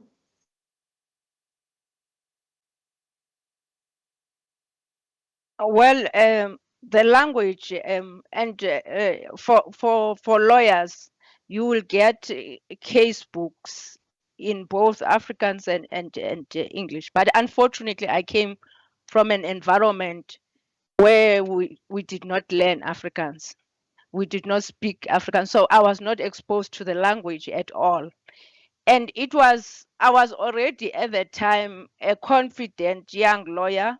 I mean, I would go to high court. Most female lawyers are not even going to court. I would go to high court and present my cases. But because of this frustration, it took my confidence away to be in a courtroom and somebody is addressing the presiding officer and you are not even hearing what they are saying, and yet you are expected to respond to that. You can imagine what it does to you as a person, the anxiety, the confidence, they just go out of the window. So those were the challenges for me, and they were sometimes, I would say, self-made, because some of the colleagues would be able to speak in English. I mean, I would write to them when they respond to my correspondence and say, please, I don't understand the English, Afrikaans, please let's communicate in English going forward. But you will find that they still insist in communicating in Afrikaans. So those things, they might seem little, but they have been I guess, stumbling blocks for many Black female lawyers. Leonie, and maybe Palesa, from a remedy point of view, in the kind of training that you do, because academics or your qualifications in itself could be, and one could say it's an elitist kind of status. The fact that you have a PhD and you could feel intimidated if you have a national diploma and you're not necessarily a candidate for a master's. How do we, I know with the Civil Aviation Authority, and there are these cadet pilot programs that some young people had undergone as pilots, but that are sitting at home idle because of lack of employment. So how do we find that balance in creating the skill set and also ensuring that they are utilized as a resource?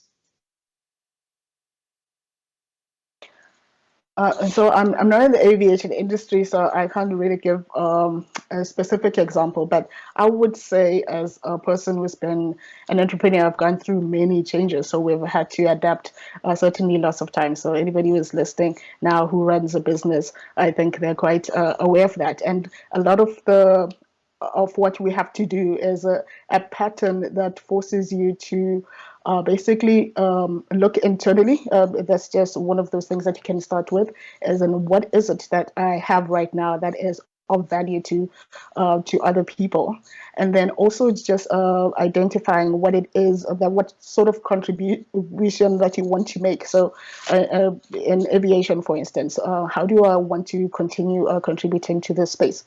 And then also connecting with, say, people that you trust to help you with some sort of thinking partnership to help you not necessarily just stay in your own head, but to actually externalize these thoughts that you have, these ideas that you are starting to develop.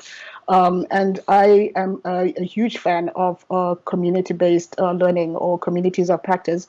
And I almost always connect with those people, say, who are in the same space or who are trying to achieve something. And I would connect with them to go and see what kind of opportunities we can actually start to exploit or explore together.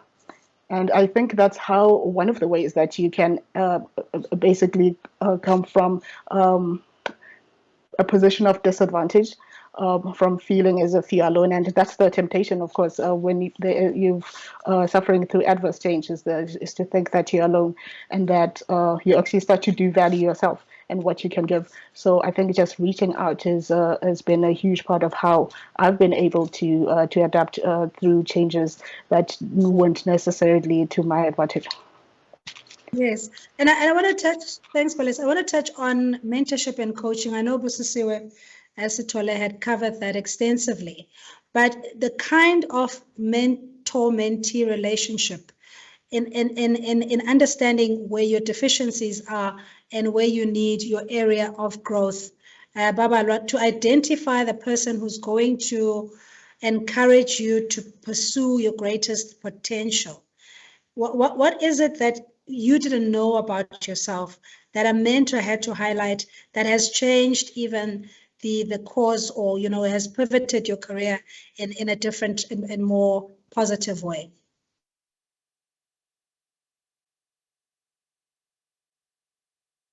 I had a mentor, and she identified that I'm generally a very strict person and a very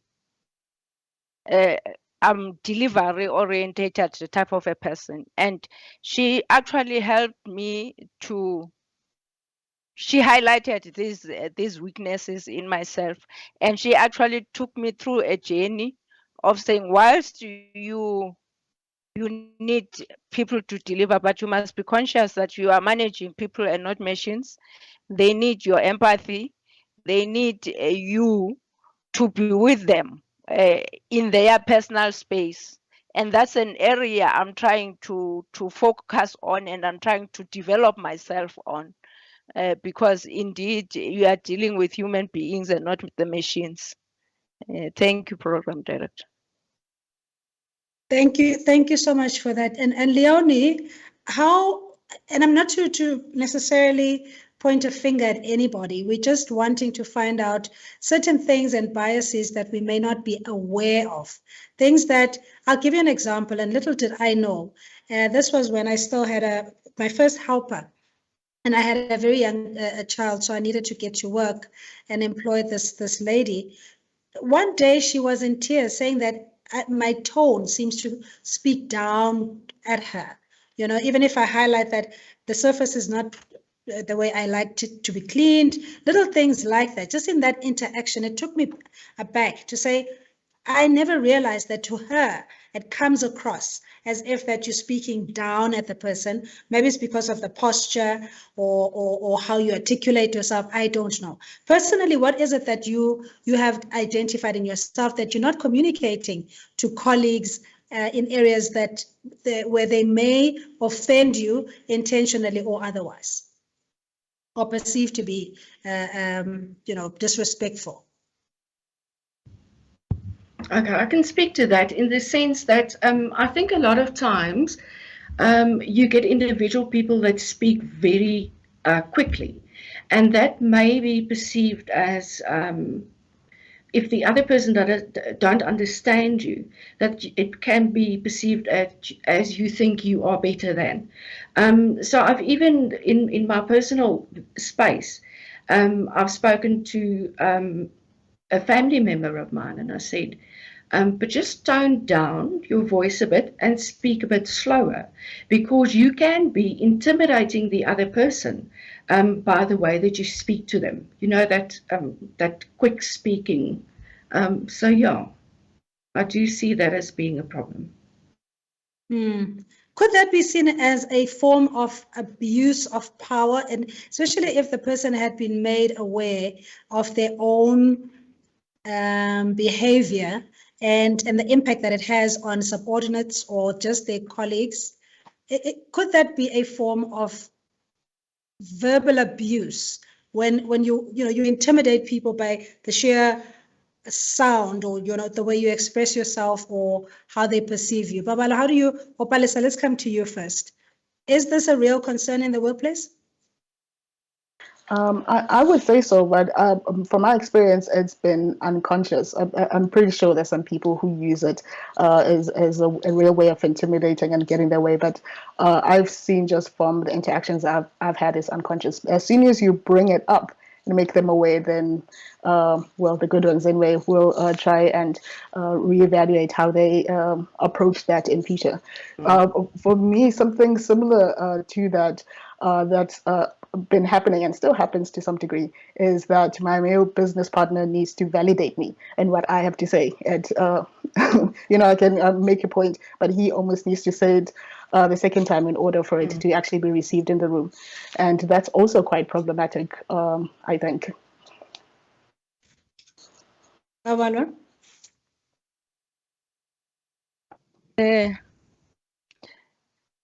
This topic that you are bringing up, it's a very real and serious issue, and it's very difficult to really ensure that you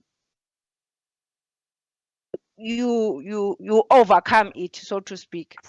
I grew up being a child that was perceived to be a very serious child.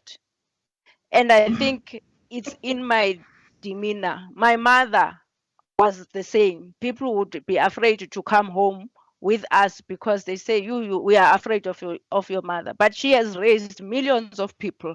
And I think it's in the manner in which she appears. I don't know. I don't feel the same. So it becomes very difficult for me in my personal growth when people say, you seem very serious. Some even say you look like you are angry, and I'm in such a happy space. Personally, that's how I feel. So it's such that in a work environment, you are working with other people, and you need to listen to what they are saying and see how best you can address it. Some of the things you'll be able to achieve, some of them are just who you are. But I believe so much in personal growth. I am not the Babala that I was some 10 years ago, because there are life experiences that have forced me sometimes, or the lessons that I've learned through my life to change, so to speak. So it's a variety of issues, but I think as long as we have the mentality that says, I want to be a better Babala than tomorrow, than the Babala I am today, and you make small efforts to achieve that to me becomes important. And I agree with you, and I suppose taking responsibility for your own growth as well in the in the workspace, identifying those opportunities, knowing what areas of growth and development you need. If there are deficiencies or barriers to equality in the workspace, and yet we seem to have reached that 50-50 gender parity split. The wage gap still exists. And the policies in the workspace is that it protects and perpetuates the status quo. One, it protects the confidentiality of whatever pay you've agreed on based on your qualifications and the position that one is appointed at, but it can also perpetuate inequality in the wage gap, because now I don't know how much you earn and we could be doing the same job. So how do we then change that or reform those issues without necessarily compromising the privacy of other employees? Ladies, this one is to all of you. So is there a way of working around gender equality when it comes to remuneration, equal opportunities, and equal pay for the same work, if it's not as effective as it should be? Someone had raised a very important issue previously, to say that the biasness talks to the fact that as women we will not have the same experience as men. We will not have, in terms of qualifications as well as in terms of the exposure to work. So if we still perpetuate that, and that made me to think, if we still perpetuate the policies that says that, and the policies are important for all organizations, because you need to have rules that are followed so that there is justice and fairness in the manner in which you do things. But if you still perpetuate then the policies that says we will treat men and women the same way. If you come from a work environment where you have had previous experience and you are coming with a high pay, we will treat everybody the same. We will take you with a 10% or 15% increase. That will then perpetuate the biasness. I think we need to go back to the drawing board and rethink the way we are doing things so as to bridge the salary gaps. Yes, and one aspect I think is the COVID-19 impact just on industry, on families, livelihood, and communities. The issue around retrenchment because of the contraction of the economy or whatever other market factors may lead to retrenchment, lack of employment even, or empowerment. What do you do as a woman finding yourself in that situation, having been employed, enjoying the security that employment can bring, and all of a sudden all of that changes? I don't know if any of you had an experience of being retrenched, and how you have to innovate and find a way to survive and put food on the table. Flight or fight? Alyssa, you can take this one. Okay, so with our company, when COVID hit and especially the lockdowns, we were affected with how we actually deliver our work. A lot of it was in person. And then in the absence of the physical presence, it did change things for us. And then immediately, a lot of our projects were paused and so forth. So at that time, we had to think really quickly, how is it that we can actually remain in business, for one, and secondarily, how do we actually keep continuing giving value to our clients in a way that's more suitable for them at this time?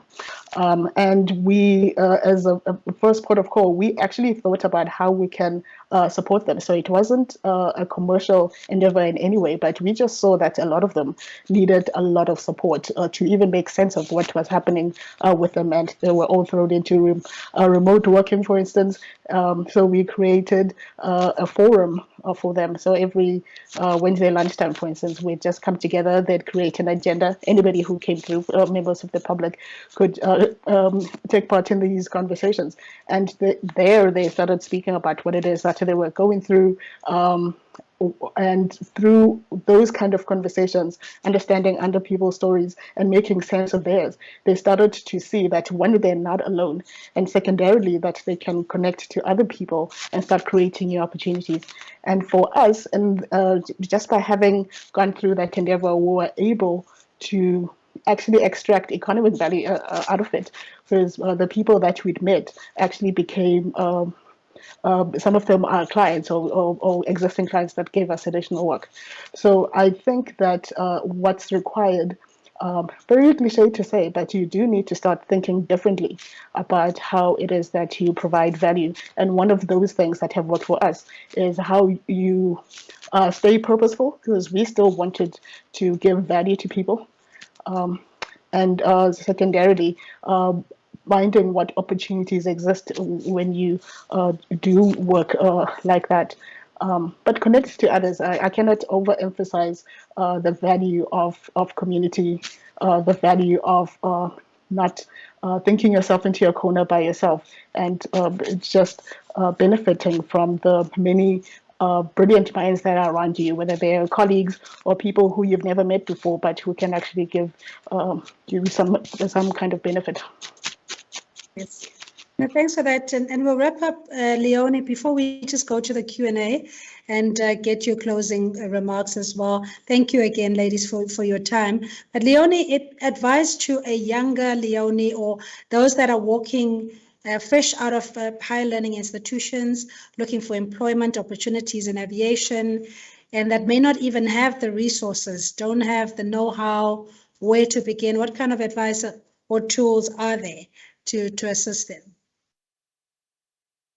I think one important thing to always keep in mind is that we have more than one. What is the word? Interests. So I think it's important for any young person to go and explore those interests.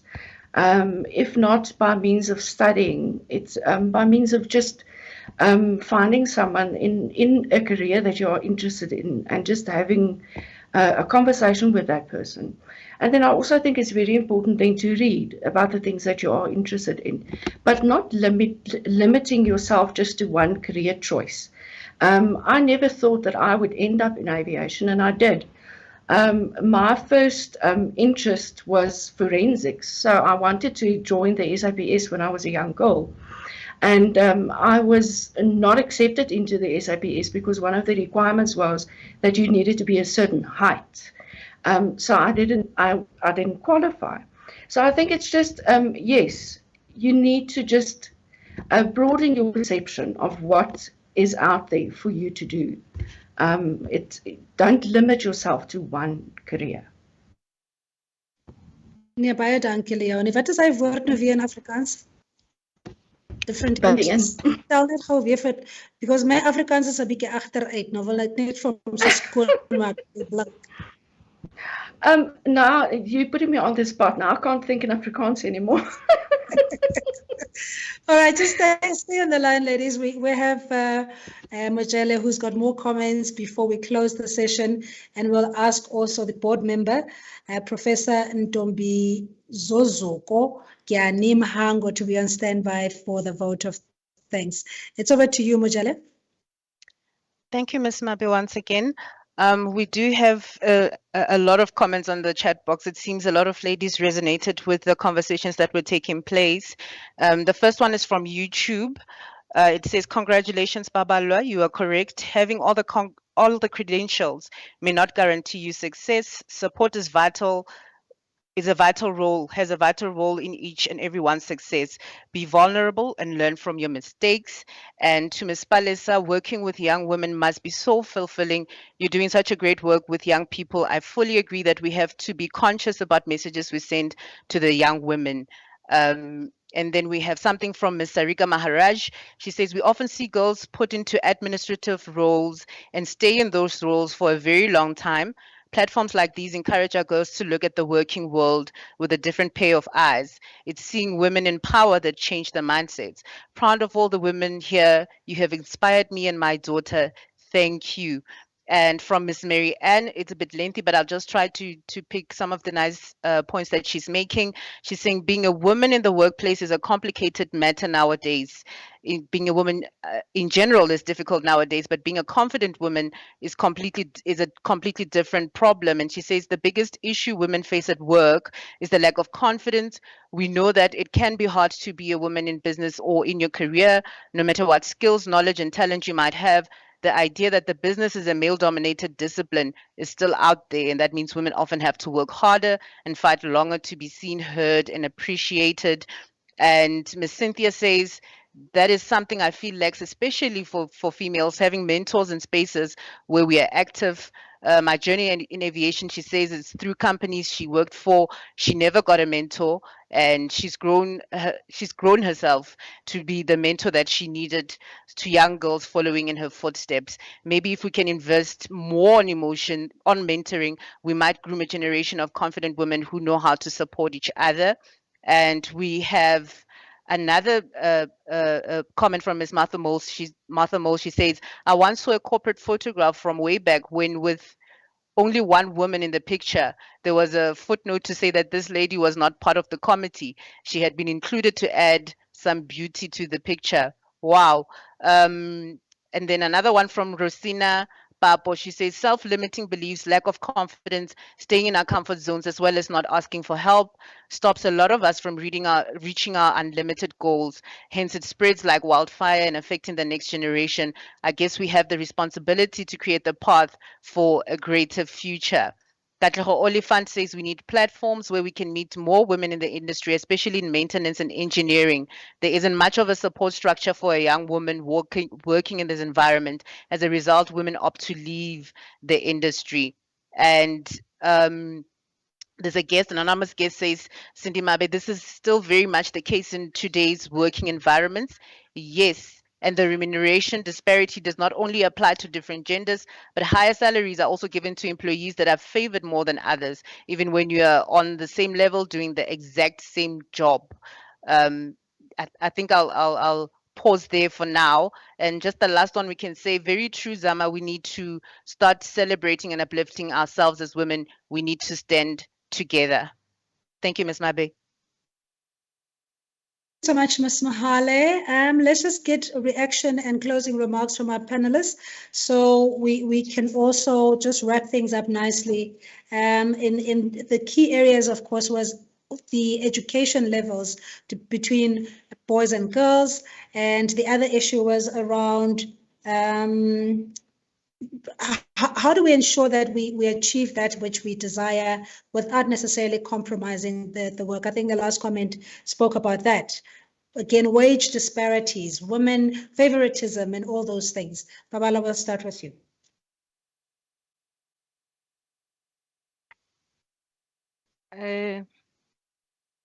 Well, with the policies in place, I'm not sure about favoritism in terms of the salaries, because once you have a policy, you will have to make decisions based on those policies. At least in my environment at CAA and where I've worked before, there have always been policies that guide the issues of how does one get promoted and one get remunerated.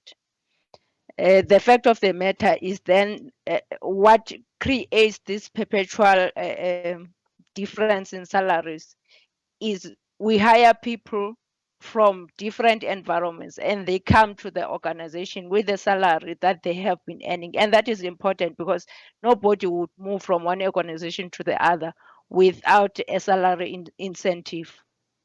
But in doing that, you need to consciously then make sure that you equalize. Equity becomes important in all your employees, and this is not an easy thing to do.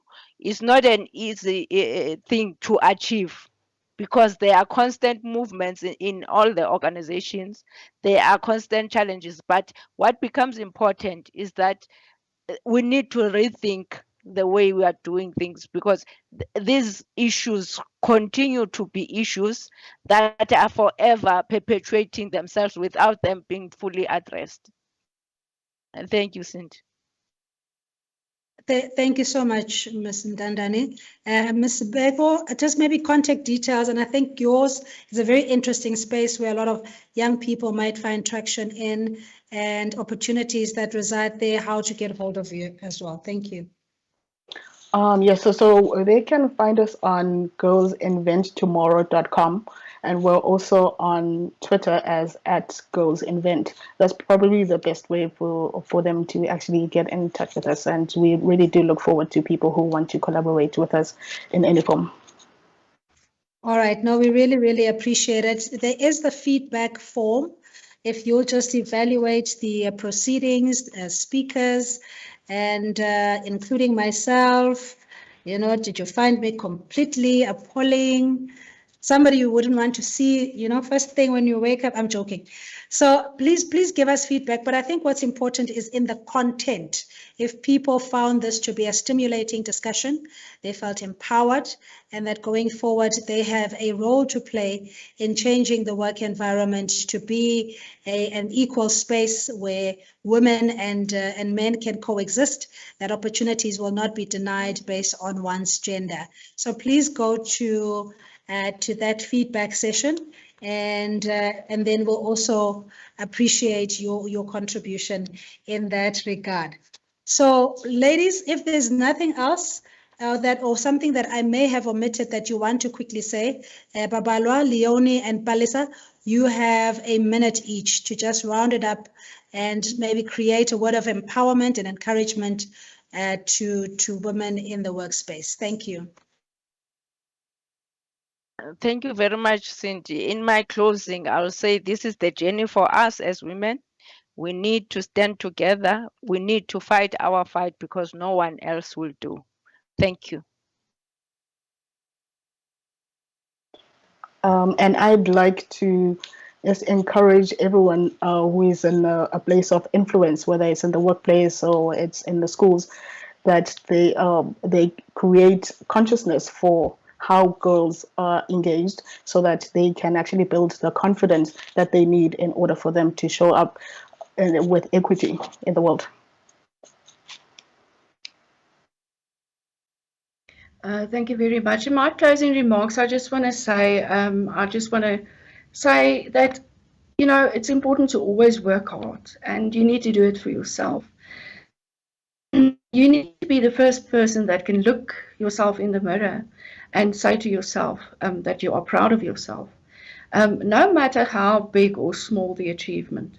And I also just want to say, be patient and don't give up on your dreams. Thank you. Thank you, ladies. Really much appreciated for the engaging discussion. Ms. Babalwa Ndandani, Executive Legal and Aviation Compliance at SACA, and Ms. Palisa Sibego, founder of Better Work and Girls Invent Tomorrow. Leonie Venter, Inspector at Aeronautical Information Services at the Civil Aviation Authority. Thank you indeed. Ladies and gentlemen, that brings to an end the formalities for the day. Thank you for spending your time with us and engaging us. Don't forget the feedback forms or the survey that will assist us in improving areas where we may have been deficient. For the vote of thanks, I'd like to welcome board member for SACA, Professor Ndombizo Zuko Ndani, or Ngani, I beg your pardon, Mahango. Professors, over to you.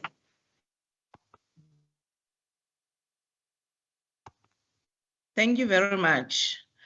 Program Director, the Honorable Deputy Minister of Transport, Ms. Sindisiwe Chikunga, the SACA Chairperson of the Board and fellow board members present, the Director of Civil Aviation, representatives from the many aviation organizations represented today, panel members and presenters, distinguished guests, ladies and gentlemen. As we near the close of yet another month dedicated to women's unrelenting toil for an equal future, I am encouraged by the dedication of our country and the civil aviation industry in particular in advancing this call and continuing on this path. I am also encouraged by the dedication and contributions of all the presenters in bringing the great number of issues faced and managed by women into the spotlight, and all the attendees for being part of the discourse. I really enjoyed the charts in the chat box. As you heard from the speakers before me, South Africa celebrated this month in 1995 for the first time, and within the international civil aviation industry, this conversation started in 2016 when the ICAO Assembly Resolution A3930 on the ICAO Gender Equality Program called for several actions to be taken by member states and regions.